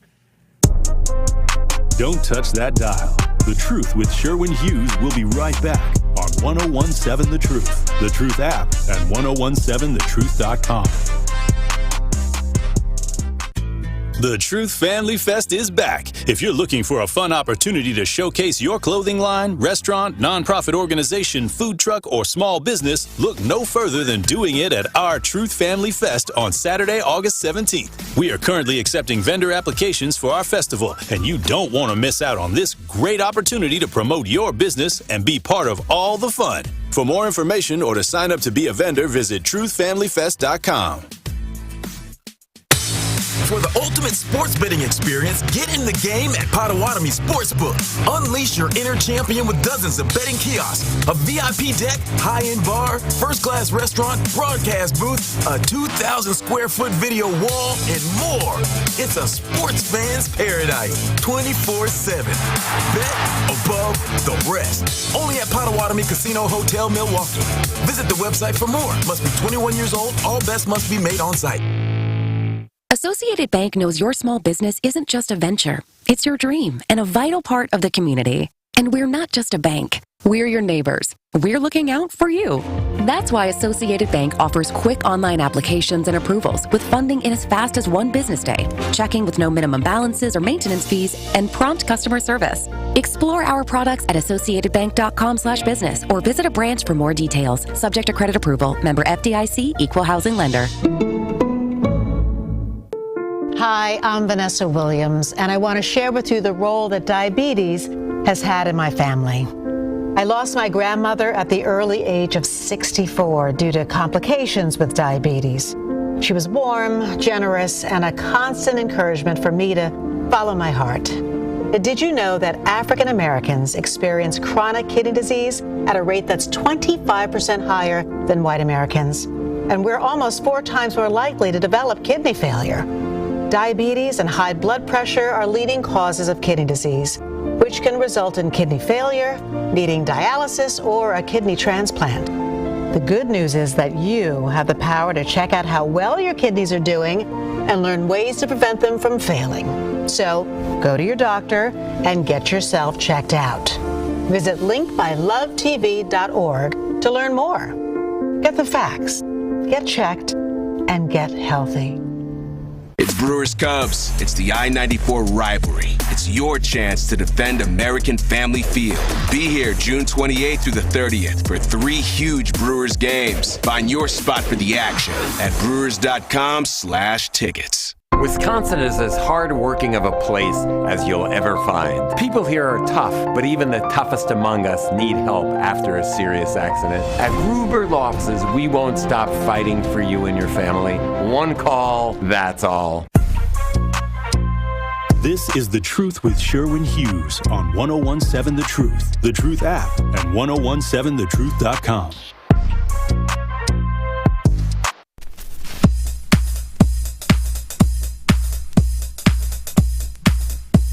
The 2024 election cycle is in full effect, and we at the award-winning 1017 The Truth will be here to keep you up to date and informed on how this election can and will impact you. Tune in this Thursday night as we broadcast the first United States presidential debate between Joe Biden and former President Donald Trump. The debate coverage begins at 8 o'clock. Again, that's the U.S. presidential debate this Thursday at 8 o'clock on the award-winning 1017 The Truth, Milwaukee Black Talk. I was actually thinking about doing my own debate party, but I don't know. Maybe we could do it at like Moe's or something. I don't know, I'll let you know. Tune in to The Truth this Saturday at 11 a.m. for another episode of More Than a Movement, powered by Planned Parenthood Advocates of Wisconsin. Carrie will be joined by reproductive justice advocates, where they will have an in-depth discussion about reproductive justice and black maternal health. Y'all, please listen to the show, seriously. Again, that's More Than a Movement, powered by Planned Parenthood Advocates of Wisconsin, this Saturday at 11 a.m. on the award-winning 1017 The Truth, Milwaukee Black Talk. And tune in to the award-winning 1017 The Truth this Saturday at 10 a.m. for another episode of Community Heartbeat, presented by Outreach Community Health Centers. Me, Sherwin Hughes, will be speaking with health experts from Outreach Community Health Centers about the many quality services they offer, like medical care, dental care, and behavioral health services. You got to get your teeth cleaned. Get your teeth fixed, everybody. Seriously. It's not just a show, it's a movement dedicated to bringing our community together through wellness. Do not miss Community Heartbeat, presented by Community Outreach Health Center, Saturday at 10 a.m. on the award-winning 1017 The Truth, Milwaukee Black Talk. Y'all got me working on Saturdays. That's how much I love y'all so much. And join us for our second Beyond the Mic with Sherwin Hughes tonight from 5 until 7 p.m. We'll be at Scene 1 Restaurant and Lounge, located at 55th and North Avenue. Get there at 5 o'clock so you don't miss your chance to win a one-night stay at the Chula Vista Resort in the Dells and a $25 food voucher for the Chula Vista, a 4-pack of tickets to see the Milwaukee Brewers, or a $25 gift card to Cousin Subs. Plus, from 5 until 6 o'clock, your first drink is on our partner, PWD Computers, while supplies last. Don't miss out on all the fun, and join us for Beyond the Mic with Sherwin Hughes tonight from 5 until 7 p.m. at Scene 1 Restaurant and Lounge, sponsored by PWD Computers. PWD Computers, they keep you connected. Visit them today at PWD Computers on Facebook. Listen here, y'all. I ain't saying nothing about Tory. Y'all got issues with Tory. Why you coming in my chat box talking about Tory? Talk to him. Y'all over here trying to be messy. I don't produce Tory's show. I don't tell Tory what to say. Tory is his own man. Oh, if he ain't Sherwin, you need to say something about Tory. I ain't doing that. I respect Tory Logue. I know as a broadcaster, this is not easy work to do. And Tory talks about what Tory talks about. Sherwin talks about what Sherwin talks about. Hold over here. Yeah, Sherwin, try to tell Tory. I'm not telling Tory nothing. I've tried. I have. Tory and I, sometimes when Tory and I get to talking about politics when we're not on the air, I got to walk away. I do, because we just don't agree. And I don't got to agree with him. And apparently y'all don't either. Hello, Eastside Corey. How are you doing? Hey, Mr. Sherwin. How you doing? Happy Tuesday. Happy Tuesday, sir. Feeling the passion from the Truth Nation today in the chat and also on the air. You know, I typed to you, I don't know if you read, but the elephant in the room is something you failed to mention is what I'm most worried about and what I don't want to have to see is, when Mike Tyson was getting ready to have a comeback with that white boy and had to call it off because he was up to the task and all of a sudden he wasn't. I don't want to see Joe Biden in the state that he's in up against Donald Trump. You ain't got to worry. Don't worry about that. Let me tell you why you shouldn't worry about that, because there's safeguards in place. If something happens to Joe Biden where he cannot serve, oh my God, we'll have a black woman president. How horrible would that be? Don't worry about that. Joe Biden has got people around him. He's got advisors around him, and I also believe that Barack Obama is advising him as well. You ain't got to worry about Joe Biden. Joe Biden is going to be fine.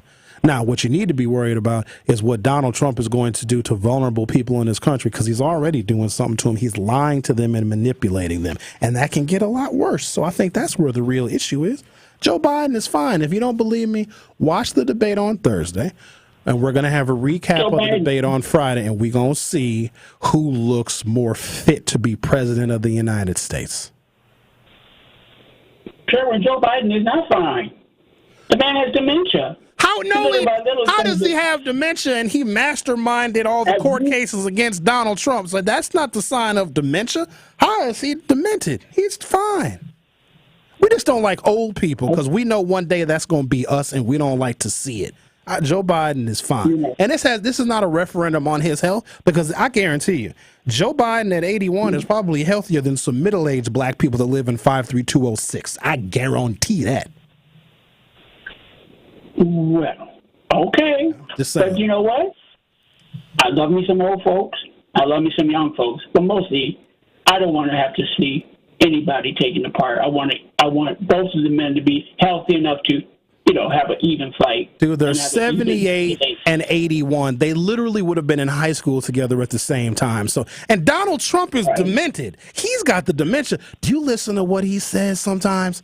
It doesn't even make any logical sense what he says. If Donald Trump gives a 2-hour speech, an hour and 58 minutes doesn't even make sense. And none of it makes sense. He just rambles. That is dementia. Trump can't put together a coherent thought. Okay, Sharon, that's your opinion. That's your opinion. Right. But I really am. I'm worried, but I'm going to see you tonight. All right, then. I'm sure you'll be there wearing glitter and rainbows. Sparkles. Well, I'll try. Please don't try. You don't have to try. That's fine. Thank you for calling. My show is actually over right now. Okay, bye. Okay, goodbye. Sorry, Bob, I couldn't take your call, but Bob, you would have messed my show up, so I couldn't take the call. I'll see you guys tonight at Scene 1, 5526 West North Avenue from 5 until 7 for our second installment of Beyond the Mic. Talk to you later. Thank you, Truth Nation. Your willingness to share your stories with our community has helped the Tory Lowe Show produce the Wisconsin Broadcasters Association Best Interview in the state of Wisconsin. All the times I called, sometimes the phone would ring and ring and ring for days. I didn't want to know that she had successfully committed suicide or anything bad had happened to her. We do this all for you, Milwaukee. We are the award-winning 1017 The Truth, Milwaukee Black Talk. The 2024 election cycle is in full effect, and we at the award-winning 1017 The Truth will be here to keep you up to date and informed on how this election can and will impact you. Tune in this Thursday night as we broadcast the first United States presidential debate between President Joe Biden and former President Donald Trump. Debate coverage begins at 8 o'clock.